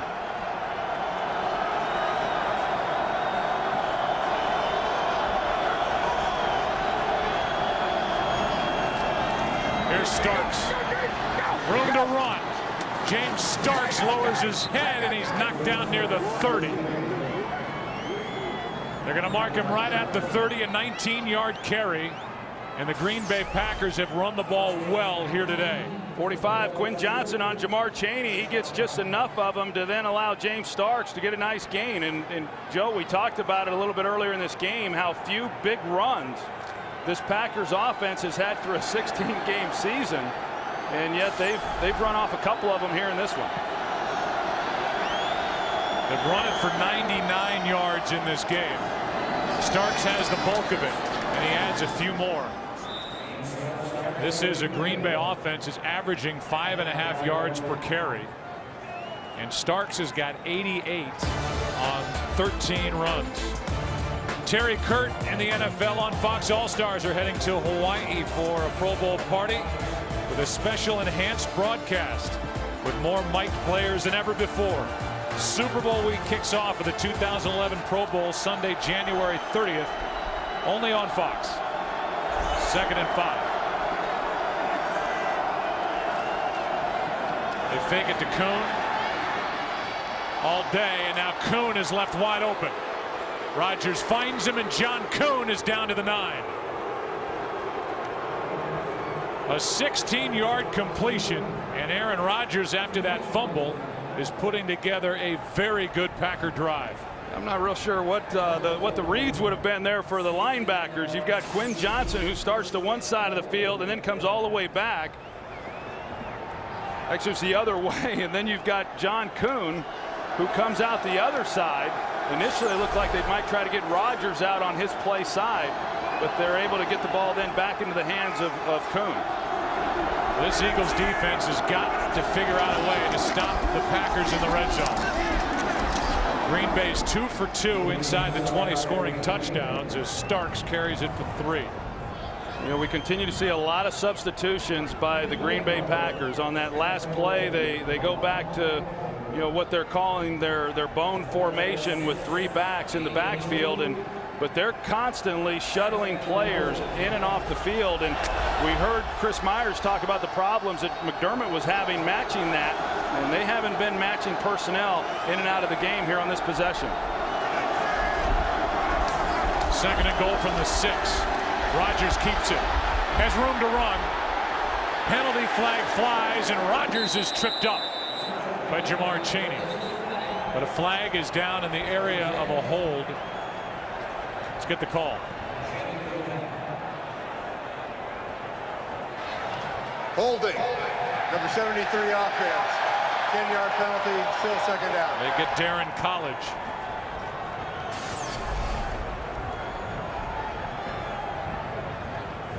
He's right here in the middle. There's a lot of bodies there, but there he is. I couldn't see anything from there. He's your left guard, and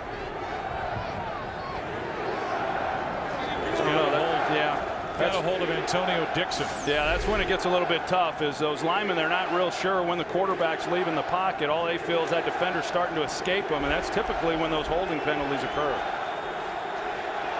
It's only the 2nd Packer penalty of this game.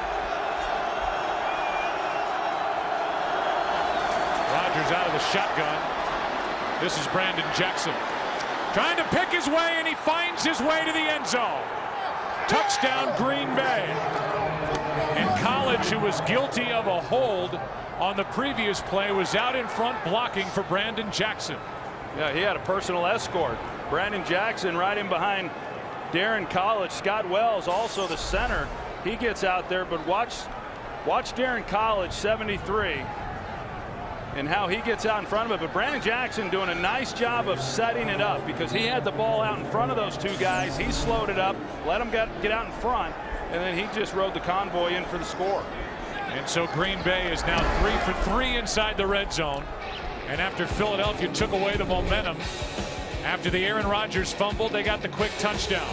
The Packers go down the field, convert on a couple of big 3rd downs, lead Philadelphia by 11. Today's game is sponsored by Verizon. The signal is yours. Wield it to transmit anything you want. Verizon.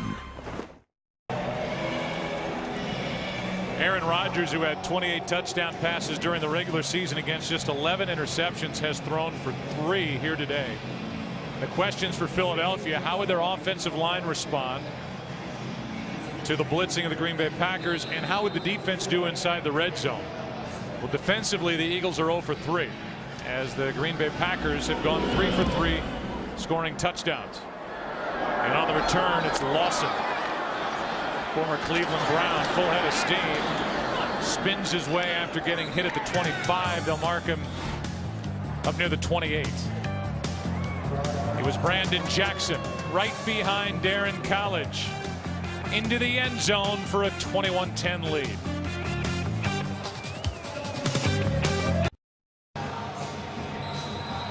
Deshaun Jackson injured his knee early in the 1st quarter. He has been shut out. He is one of the most electrifying players in the NFL in his 3rd year out of Cal, averaging 22.5 yards per catch, and he has not been found by Vic yet. Well, they've got him on the guy they wanted to match him up with coming into this game right now, Tramon Williams. Vic with a good pocket, airs it out for Jackson, and leads him too far. Williams was there defending, and Deshaun Jackson couldn't get to it. Yeah, and you know, he's obviously hurt, you know, after the injury that he experienced. And, you know, normally you see that, and Deshaun Jackson's just flat running by people. And even Michael Vick would tell you that, you know, as strong of an arm as he has, Deshaun Jackson is the one guy that he cannot overthrow, and yet we just saw him overthrow him by about 4 yards. And, you know, he's given it what he has, but he's just not the player that you're used to seeing on any given weekend. Now 2nd down. A blitz coming from Green Bay.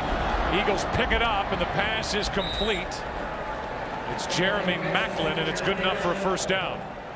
There was room there for Vick to run, but he decided to throw it, and he found Maclin for 11. Yeah, he may be a little bit hesitant as well. There's no way to know when you're on the sidelines and things start to cool down a little bit as to what the impact and effect of that quad injury is. But, you know, looking at the way the Packers have attacked the Eagles defensively, there's no doubt that the Eagles are going to have to do something here offensively. Here's McCoy. He takes it to the 45. Woodson on the stop, a gain of 5. And here are the offensive leaders for Philadelphia. Michael Vick has the 1 touchdown. He's rushed for 28. Ran for 676 during the regular season. McCoy has not been much of a factor, and Avant is the leading receiver. He has the 24-yard touchdown from Vick. 2nd and 5.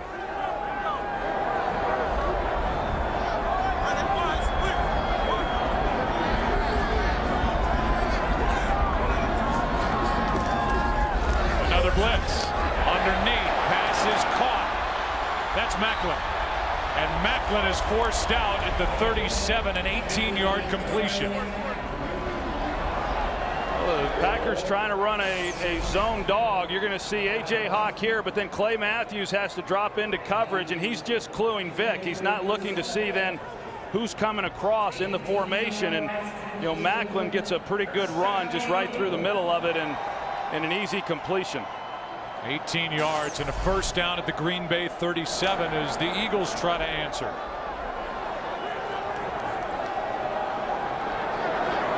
Deshaun Jackson starts the play in the backfield and now is in motion. Vick rolls left, trying to set something up to the right. It's not there. Vick will gain 2. Nick Collins on the tackle. A nice tackle by Nick Collins in the open field. And, you know, that time the Packers did bring Charles Woodson off the slot, something that we've not seen a lot of. But once Vick got outside the pocket here, that's not an easy play. I mean, time after time we see Vick make that guy miss. And had Collins not have been able to make that tackle, Vick would have been up that right sideline for considerably more yardage. Headed to his 3rd Pro Bowl is Nick Collins. 2nd and 8.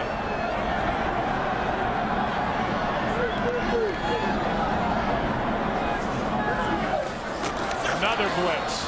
Pass is behind Avant. Vick has his hands on his hips. He missed one there. 3rd and 8. Boy, he did.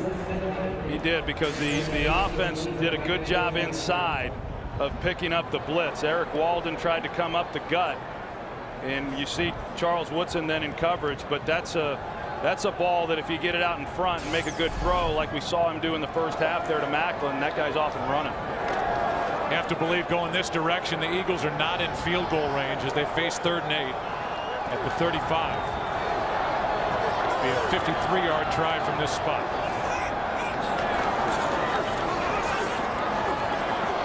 Vick finds Avant, and Avant drops it.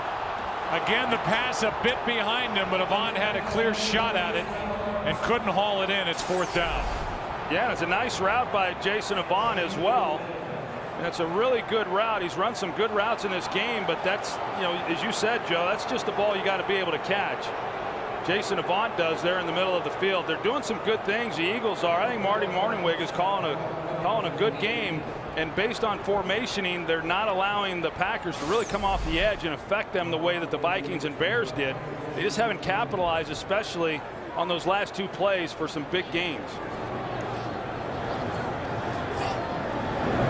Rocca was very good at pinning the opposition down inside the 20, hits it, and it's well covered. Downfield was Colt Anderson. And this ball will be marked at the 2. Packers have it deep in their own territory, up by 11.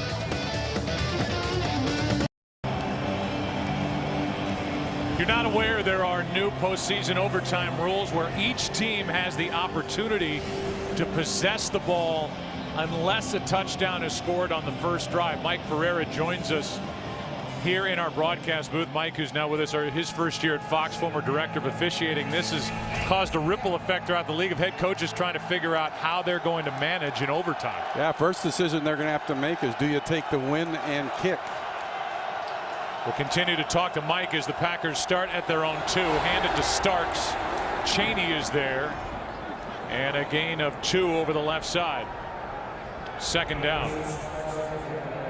And Mike, we talked to both Andy Reid about it. We talked to Mike McCarthy about it. And they have had statisticians look at it with regard to, do you take the ball automatically on the coin flip in overtime, or do you run your defense out there? Yeah, and to me, I think the big thing is going to be the weather conditions. If there's a significant wind, I think you're going to want the wind and rely on your defense. There is a significant wind here in this game. On 2nd and 8, John Kuhn. Philadelphia Eagles need a defensive stop, trailing by 11. A gain of 3, 3rd down coming up. It's probably worth noting, Mike, that the vote there at the owners' meetings went to a vote while all the coaches were out on the golf course, because the head coaches, it was known they would have never have voted to have this overtime rule the way that it is. Well, I don't think they wanted another decision to make. Yeah. And they've also got strategy decisions on 4th down, too, even on the first possession. But pretty smart move by the commish. Get them out to the golf course. I was out there with them, as a matter of fact. Give them some credit. 3rd down and 5. Packers from their 7 roll Rodgers to his right. Stops in trouble, throws, and he's nearly picked by Asante Samuel, who was covering Greg Jennings. And with 3:01 to go in this 3rd quarter, the Philadelphia defense just made a big stop. Boy, that's a couple times now that the ball's been thrown into the vicinity of Asante Samuel. This guy is an absolute ball hawk. You see, he's cluing Aaron Rodgers the entire time, and he had a chance there to make that play and still get his feet in bounds. That would, that's the way the Eagles have been able to get points. We know the turnover, they came away with a touchdown there. That would have given them another short field. This is Chad Hall, who hauls it in and then is hauled to the ground by Pat Lee. 2 weeks after the Super Bowl in February comes the Daytona 500 on Fox. Jimmy Johnson is Cup Series champion. And Jimmy Johnson makes history tonight, winning a 5th consecutive Cup Series championship. 5-time champ. And I think we're dubbing him the Dominator here in this game, and that comes up 2 weeks after the Super Bowl. Yeah, that's 5-time champion of anything. That's good stuff. That's impressive. And one of the really great guys in the sport too. Congratulations to him as he sets out to make it 6 straight. Now the right tackle Winston Justice cost the Eagles 5 yards. False start. Number 74 offense. 5-yard penalty remains. 1st down. Andy Reid shaking his head. Andy Reid, Troy, came into this postseason with maybe his most dynamic offense because of Michael Vick at quarterback and the young skill players on the outside, a good tight end, but his most suspect defense. So far, the offense for the Eagles hasn't been able to do much against the Green Bay defense run by Dom Capers. That's right, and give this Packers defense some credit. 6 times this year they've held opponents to under 10 points. They can play this style of game. Flag is thrown as Michael Vick is looking for room to run, and he picks up 1, but a flag is down. The official threw his hat as well. Well, we saw Winston Justice on the previous play come out a little bit earlier with Clay Matthews over the top of him. And this is what he does this time when he stayed in there and actually got off on the snap. He tackled him. There are 2 fouls on the play by the offense. Illegal formation. Number 74 lined up in the backfield. That penalty will be declined. Holding. Number 74 offense. That penalty being accepted. 10-yard penalty. Second down. What a mess for Winston Justice. First he had the false start, then he was guilty of 2 fouls on the same play. And the reason why the official threw his hat is that same official threw the flag, and so the next thing you throw is your hat. If it was a third foul, it would have been a shoe. That's what I was wondering. If it was a third, what it would have been. Shoe. Morelli said second down is 1st and 25.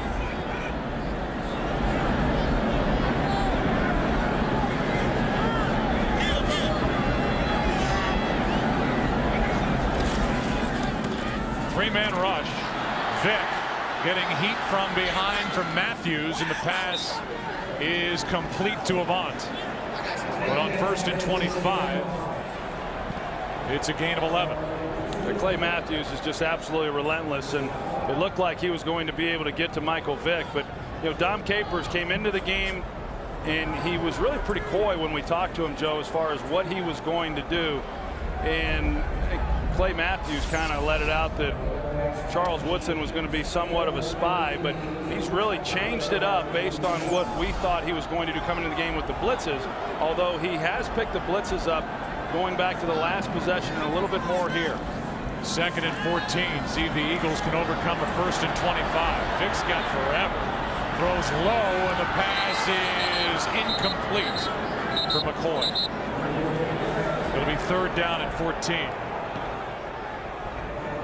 Vick just could not find anywhere to go. Only a 3-man rush, so 8 guys dropped in coverage, and Vick couldn't find anybody open. Yeah, and to go back to this Packers defense, I mean, this was an offense for the Eagles that through this season was averaging right around 390 yards a game, #2 in the National Football League. And right now, with just a minute and a half or so in the 3rd quarter, they have yet to get 200 yards. And that's not easy to do against these guys. Now, granted, Deshaun Jackson is not 100%, but they've been outstanding.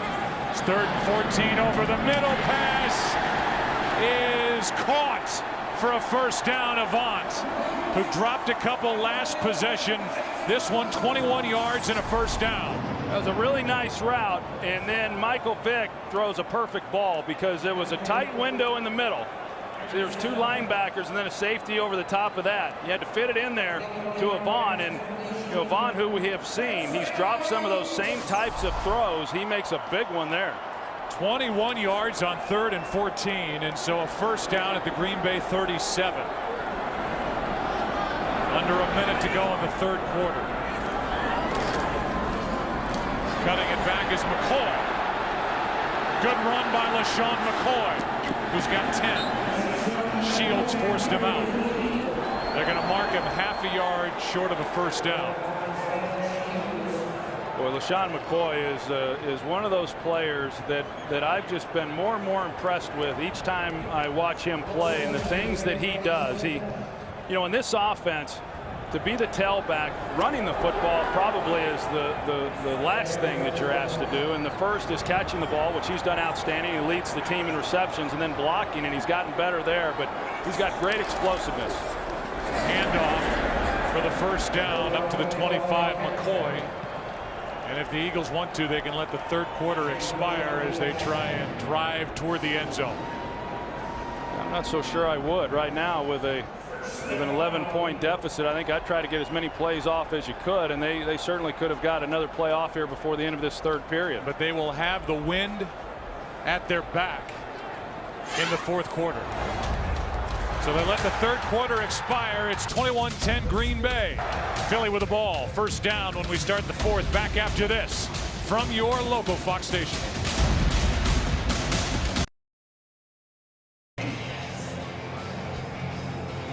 There are the stats through 3.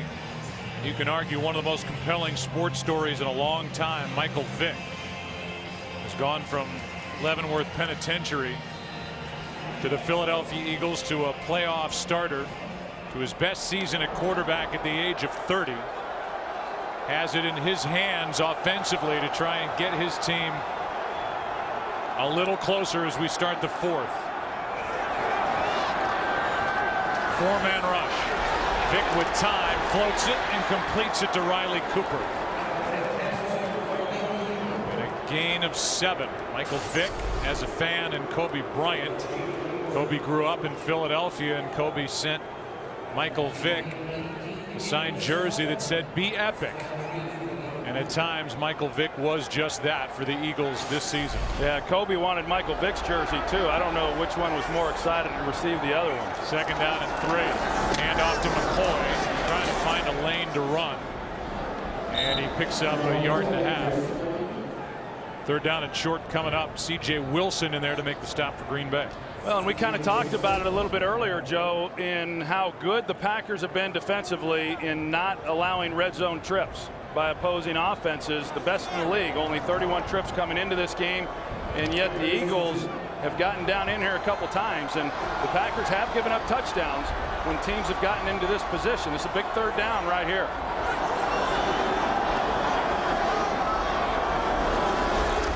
They hand off to McCoy, and McCoy is wrapped up short of a 1st down by Clay Matthews. Who else?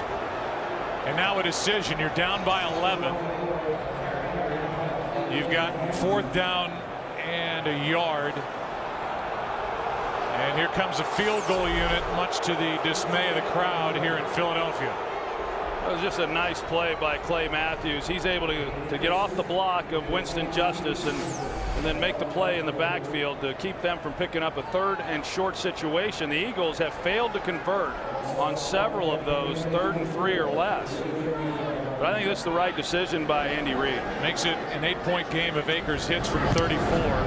And he does not. David Akers pulls it. He has missed 2. So Andy Reid decided to try for the field goal, played it safe. Akers cannot hit from 34. And it's still an 11-point game here in Philadelphia. Today's game on Fox is sponsored by Visa. More people go with Visa. By Subway Restaurants. Start the year right at Subway. Subway, eat fresh. And by State Farm. Like a good neighbor, State Farm is there.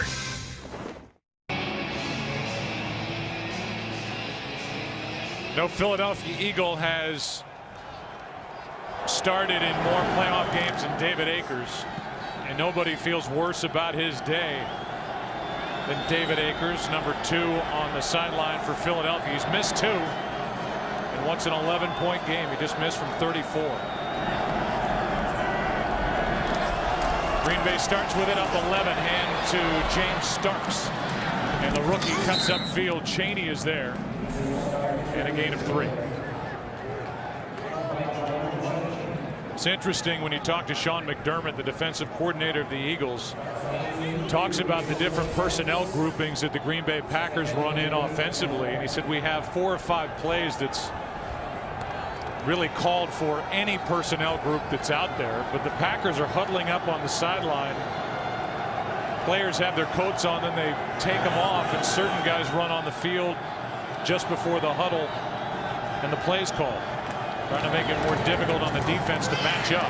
Here's Starks trying to rip the ball out of there. There's Michael, a gain of 3. Well, I've been impressed with the job that the Packers have done, running the football here this afternoon. And John Kuhn in particular, of course, Starks getting the bulk of the carries and doing a good job with them, but Kuhn is the lead blocker. They've been able to maintain pretty good balance throughout this game between run pass. Packers are 70% on 3rd down in this game, 7 for 10.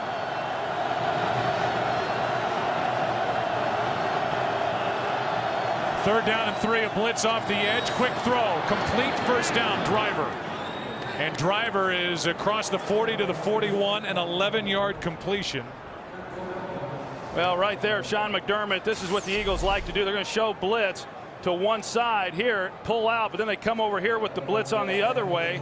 And as they got Coleman, who was up in the line of scrimmage, when he bails out, it creates voids.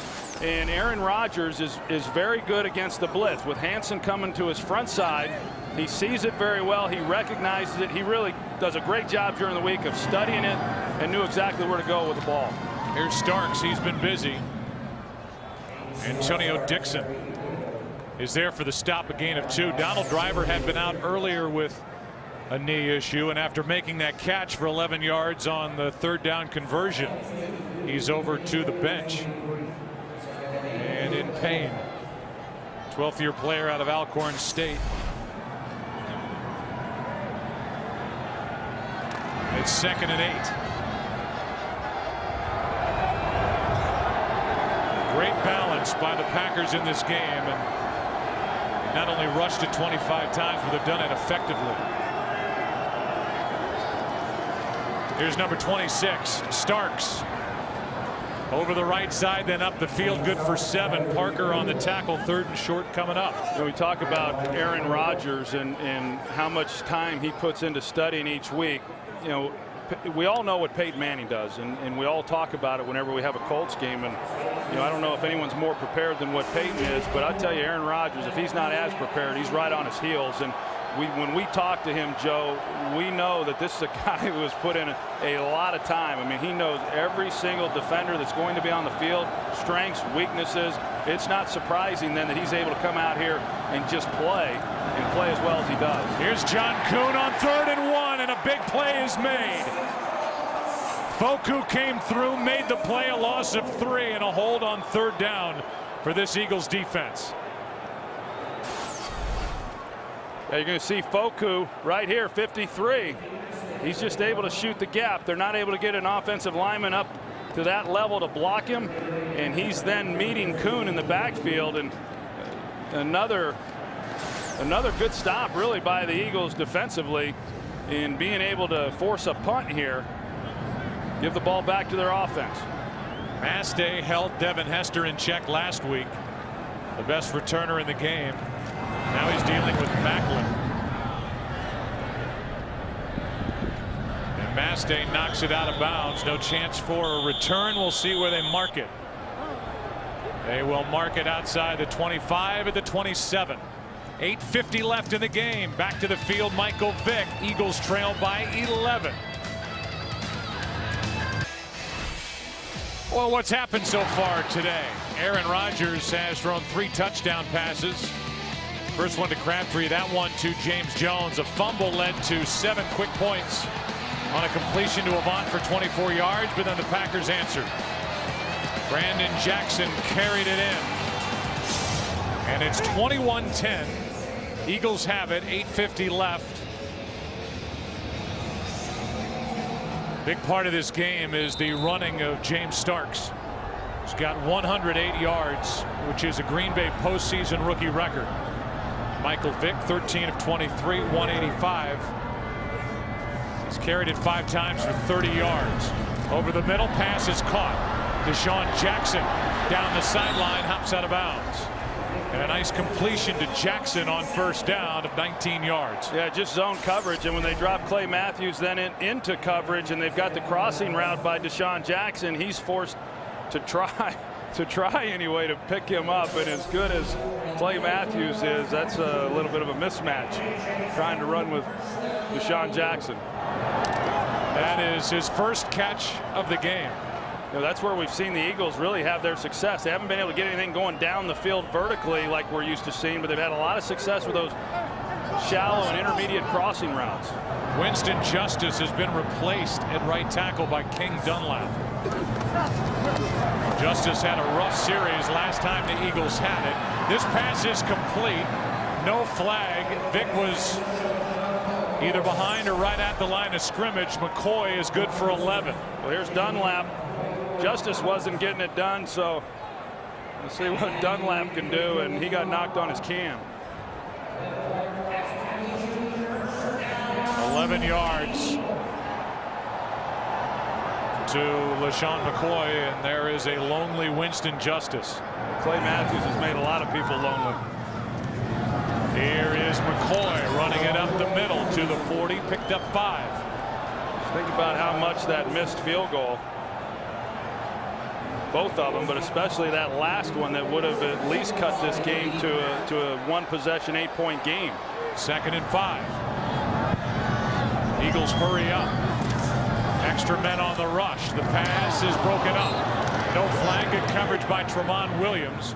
out there on Macklin. Yeah, that was good coverage, and it looked like Tramon Williams might have had a real shot at pulling that one in. Anytime you're throwing the ball to the sideline, you got to get it out to the boundary, and if you don't, which he doesn't here, and it's a little bit behind him, you've got a corner that's as good as Tramon Williams and has the ball skills that he has. He's able to undercut that, and he had a real shot at an interception. Williams is on the list of Pro Bowl snubs this year. He intercepted 6. 3rd down and 5. We're in 4-down territory, 4-down situation in this game. Doesn't matter right now, as Avant is good for a 1st down.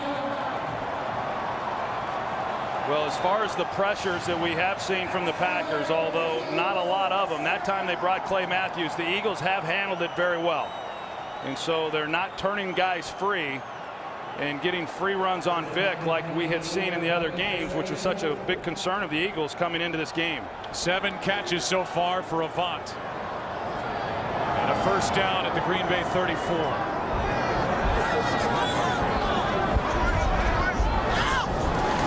Blitz coming from the Packers. Pump fake from Vic. Can't find anywhere to go. Spins out of trouble. Had a wide open Selleck and could not get it to him.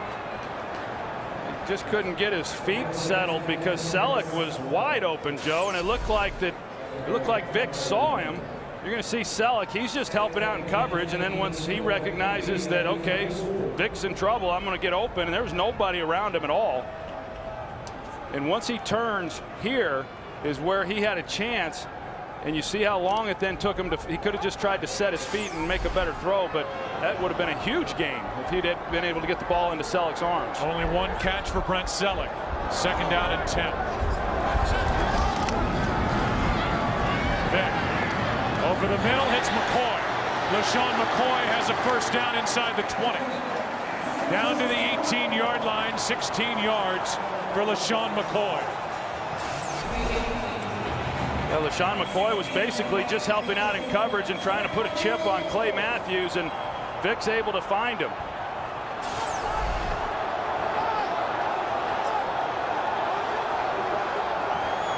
Eagles inside the red zone.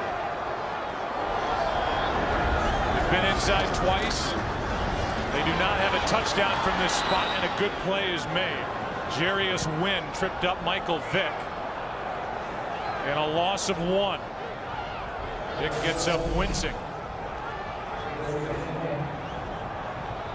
You see Wynn, he actually got blocked, but Harriman's, it looked like, was the guy who was blocking him, and Wynn just got thrown right into the path of Michael Vick. And it's a sack for Jarius Wynn. 2nd and 11. Over the middle, Selleck takes it down inside the 5 to set up 1st and goal at the 3. That's that middle of the field. A.J. Hawk is getting so deep to try to protect the end line, or the goal line, that is, and you see that Selleck, he just comes off the ball, turns around, and he's got a nice 8-yard cushion in front of A.J. Hawk for the easy completion.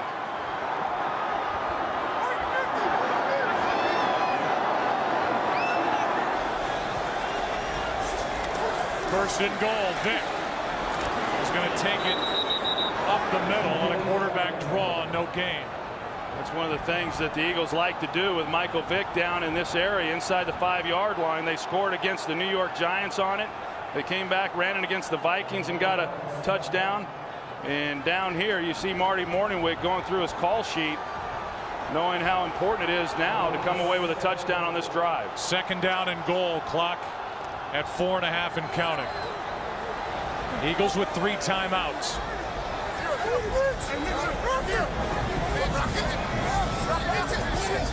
Riley Cooper in the backfield. Pass is too high and incomplete. Macklin, the intended receiver. And he was well covered by Jared Bush, and Woodson was there as well.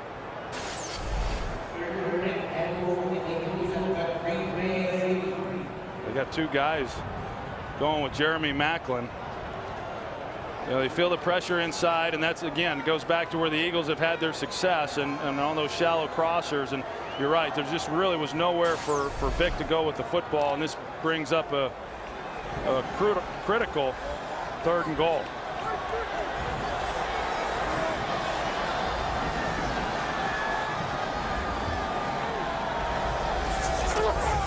Vick gonna take it. He is near the goal line, not in. It's 4th down. Well, now you're inches away, Andy Reid. He's going to call a timeout. Yeah, I don't blame. He wants to think about this one. Took the officials a while to see him. It's hard to believe. Timeout. 4th and goal when we come back. Today's game on Fox is sponsored by Windows 7.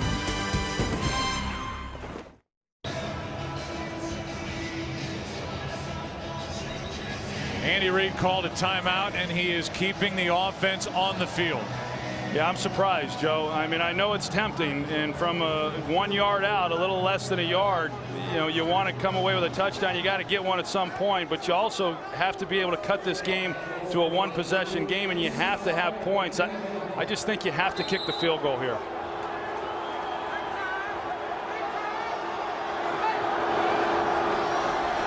Fourth and goal with Avant in motion. Vick takes it. No signal yet. Touchdown.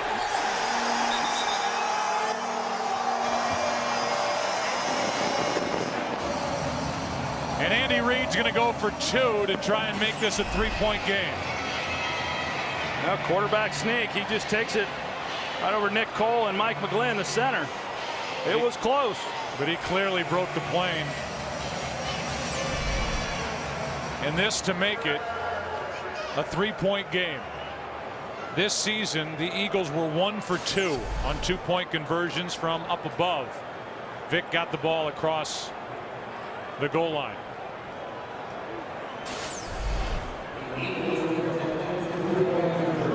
So now 4:02 left. Well, usually in this situation, Joe, with a guy like Michael Vick, you'd want to roll him out and get him out on the edge and give him some options, run pass option. They roll him left. And now to the back of the end zone.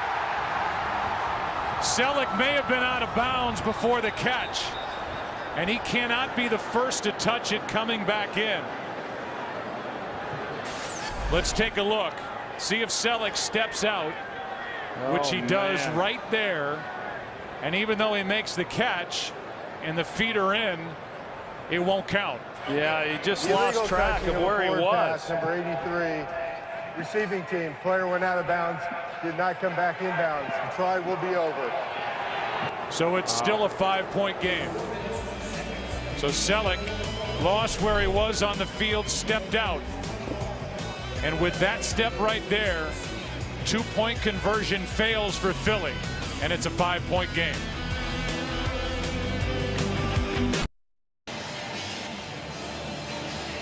When we went to break, about 15 seconds after we went to commercial break, the officiating crew got together, Pete Morelli.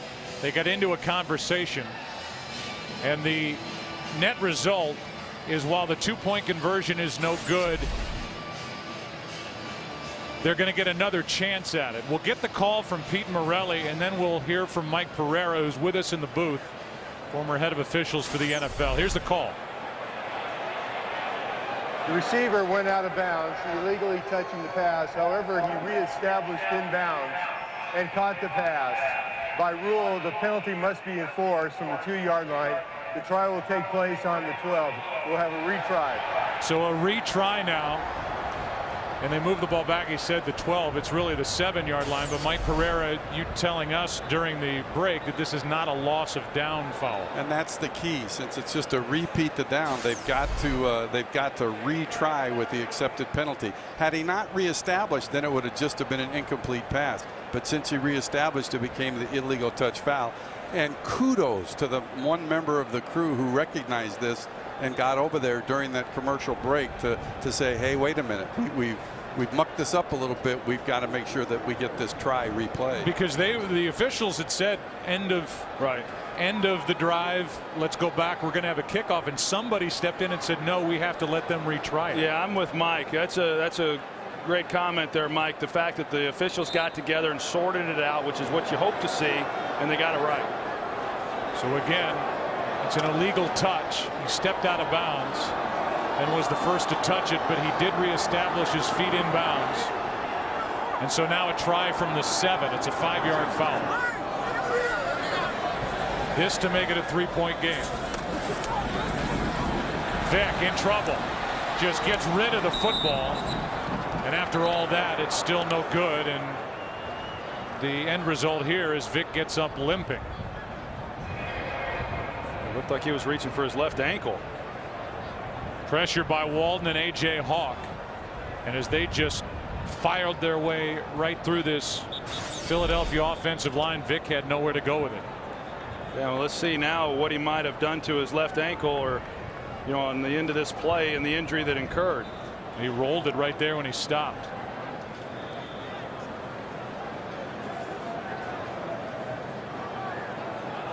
That's Vick on the bench prior to that second try for the 2-point conversion. When the bench was alerted, they get another shot. And now, as he planted that left foot, he rolled his left ankle. With 4:02 left in 2 timeouts. Yeah, that changes everything. You got Kevin Cobb down there now. He's trying to warm up the right arm, knowing that if they're going to get back in this thing and win it, with 4 minutes left, now the defense has got to be able to make a stop. That it could very well be Kevin Cobb coming in to replace Michael Vick. Well, the hands team is out there for Green Bay. The only guy deep is Woodson, guarding against an onside kick with just over 4 minutes left. See if Akers just kicks it deep, and he does. Trusting their defense to come up with a stop. Right now, trusting their kick coverage team to come up with a stop of Woodson. And Owen Schmidt makes the tackle. It's a 14-yard return. So 4 minutes left. Cobb warms up, but now it's Aaron Rodgers against the Eagles defense to take time off the clock. Well, it's Aaron Rodgers who they've not had a lot of big plays down the field. He's been very efficient. He's completed a high percentage of passes. But what helps him right now in this 4-minute offense, where the whole idea is you're going to milk the clock, not give the ball back to the Eagles, is they've been able to run the football as well as they have.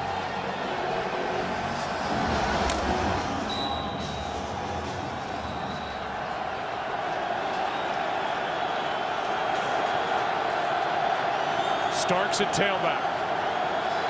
He has taken over that spot. The rookie, number 44, gets it right up the middle.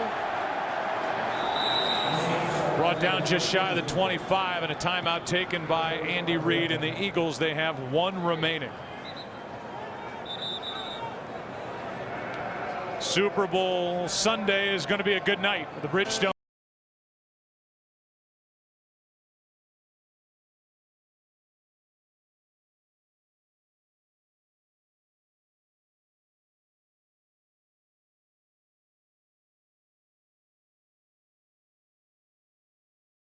to make the Super Bowl. The Steelers won it in 05 as a 6th seed in the AFC. And there have been 3 wild card teams over the last 10 years to win it all. Well, it's hard to do. It's been easier, it seems, in recent years for teams to play in the wild card game and go on to the Super Bowl. But I would just say that I'm not so sure there's been a number 6 seed anywhere near as good as this Green Bay Packer team. 2nd down and 7. Eagles have 1 timeout.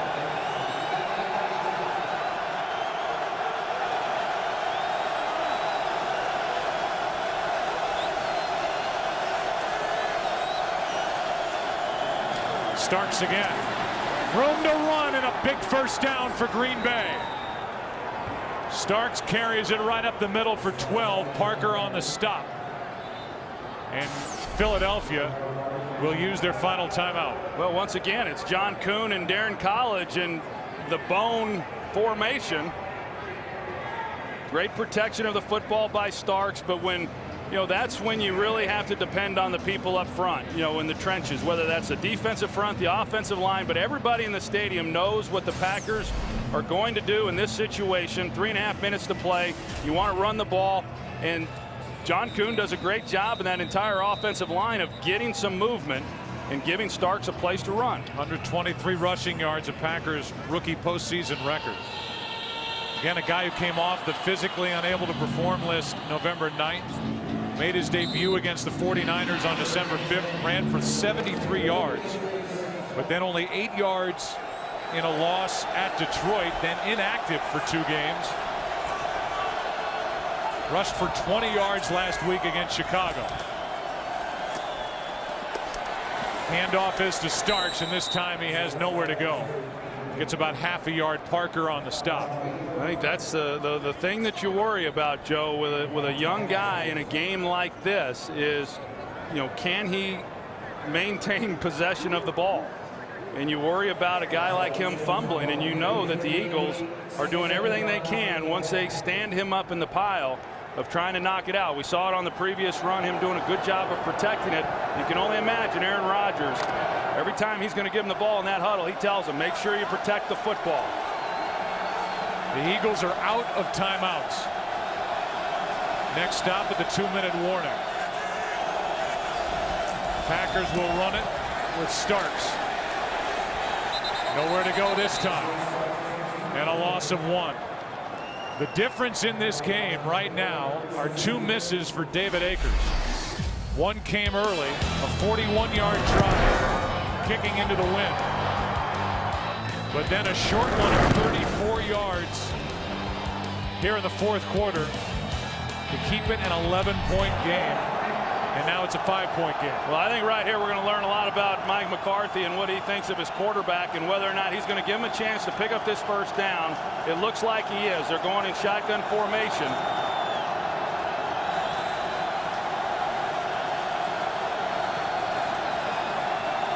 Trusting Rodgers to throw it, and he's sacked. Keenan Clayton, a rookie out of Oklahoma.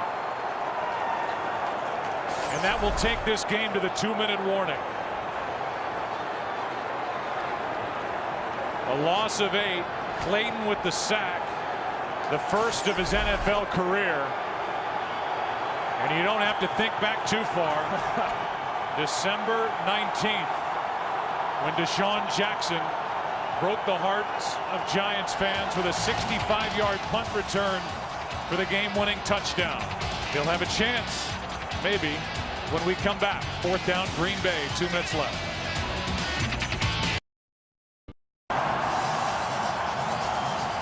Biggest test in the career of Tim Mastey, first-year player out of Kentucky, trying to do what Matt Dodge and the Giants couldn't do the 19th of December, and that's keep the ball away on the punt from Deshaun Jackson. You can only imagine what's going through Tim Mastey's mind right now.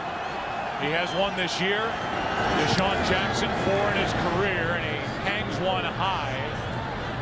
Deshaun Jackson on the return. Penalty flag is on the field. Jackson to the far side is going to sit down up near the 43-44. But there's a flag down, and it's for a hold. Holding, number 47 of the receiving team. 10-yard penalty, first down. So they get Gerard Lawson, who was recently added to this active roster for Philadelphia. There's the hold right on your screen. That's a pretty good hold. It's a good kick by Tim Mastey, too. Hung it high. There was coverage downfield, as it was a 14-yard return by Deshaun Jackson. Here's Michael Vick. We have Chris Myers down there, and he reported to us during the break that Eagles sideline was trying to take the helmet of Michael Vick away so he couldn't go back out there. You remember he limped off the field the last time the Eagles were trying for that 2-point conversion. But he's back out there. They've taped his left ankle, trying to fortify it, and they're going to mark the ball at the 34. The Eagles need a touchdown. 1:45 left.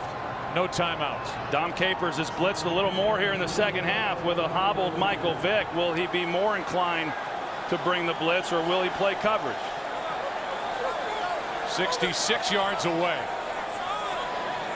are the Eagles. A blitz. Vick over the middle. Hits Jackson, has room. Deshaun Jackson tripped up by Bishop, but he takes it to the 37.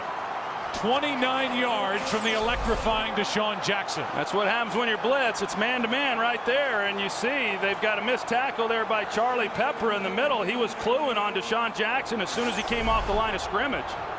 He just failed to make a tackle. Not easy to do against a guy as dynamic as Jackson in the middle of the field. Officially 28 yards for Jackson. First down, Philadelphia. Vick floats it. Selleck out of his reach. And then he gets a hit from Nick Collins. Yeah. No flag. Yeah, I was looking for a flag as well. A ball that sailed on Vick, and let's see if he was defenseless and where he hit him. He came in with the shoulder. It didn't appear, Joe, that he went to the headgear. Good hit by Collins low. Good no call. But Selleck is slow to get up. No penalty flag is thrown. So no 15-yard pickup for Philadelphia.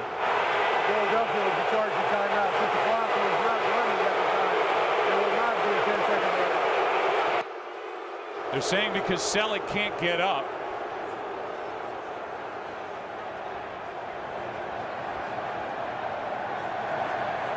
There's no 10-second runoff. Philadelphia's out of timeouts. You heard Pete Morelli reference it, and they basically charge a fourth timeout, but there is no runoff. There's 1:06 remaining, and Selleck, who got popped by Nick Collins, cannot get up.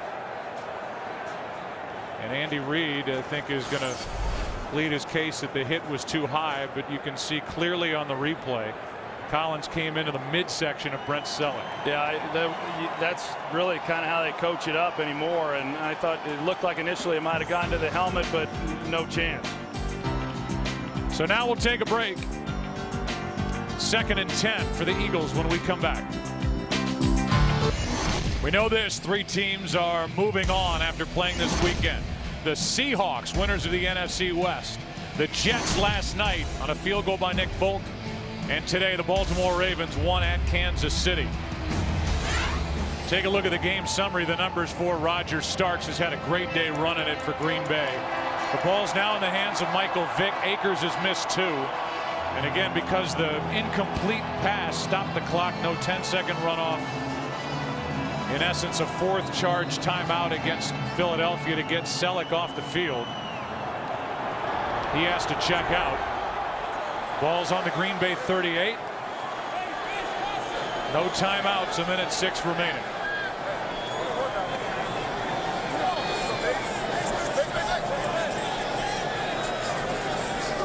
Matthews coming on a blitz, and the pass incomplete for LaShawn McCoy. Now it's 3rd and 10. Well, we'll see what they're able to do here, and on that play there, Dom Capers just comes with a 4-man rush, and he had Charles Woodson locked up in man coverage on LaShawn McCoy. And what we've seen from Capers now throughout this game, and especially here in the second half, is he's mixed things up awfully well. He hasn't allowed Andy Reid or Marty Mornhinweg to get too locked in on what they're doing on that side of the ball. It's 3rd down and 10. 4-man rush. Pass caught. That's Riley Cooper. And a huge first down for Philadelphia. Big catch by the rookie out of Florida. And Vick will not clock it. He's going to run a play. Pump fake. Vick toward the end zone. Intercepted. Tramon Williams. And with that, the Green Bay Packers will take this one in Philadelphia. Riley Cooper, the intended target, and Tramon Williams intercepts it. The Green Bay Packers 33 seconds away from a win and a trip to Atlanta. You talked about it, Joe. Tramon Williams, 6 interceptions in the league this year, and a guy that is very dangerous when you start trying to throw the ball against him, and he had a chance. Riley Cooper is a big body, and if you get the ball up high and out towards the sideline, you know, he would have had maybe an opportunity to come down with that ball, but because it was inside and not thrown high enough, Tramon Williams, one of the best in the league as a defensive back with really good ball skills. And he's able to make the interception to ice the game for the Packers. And just as a side note, Williams was not touched down, so when he got up and was running around celebrating, his teammates had to tell him to get down because that play was live. They marked him at the 4. But with no timeouts left, the Packers will snap it once. Aaron Rodgers will have his first playoff victory. And the Packers are going to Atlanta on Saturday night. That's it. This game is over, and the Green Bay Packers, a number 6 seed, win it by 5 here in Philadelphia. Helped by 2 missed field goals, and Aaron Rodgers has just won his first playoff game after losing in the desert last year in overtime. Well, we talked about it coming into the game. This was the only thing that really he needs on his resume to be regarded unanimously as one of the best in the league, right there with Peyton Manning and Tom Brady, and he gets his first one here on the road at Philadelphia. Not an easy venue to win at, and yet he did it twice this year. 3 touchdown passes for Rodgers. Starks with 123 rushing yards. Akers with 2 missed field goals, and the Packers never trail. We'll come back after the break. Green Bay wins it.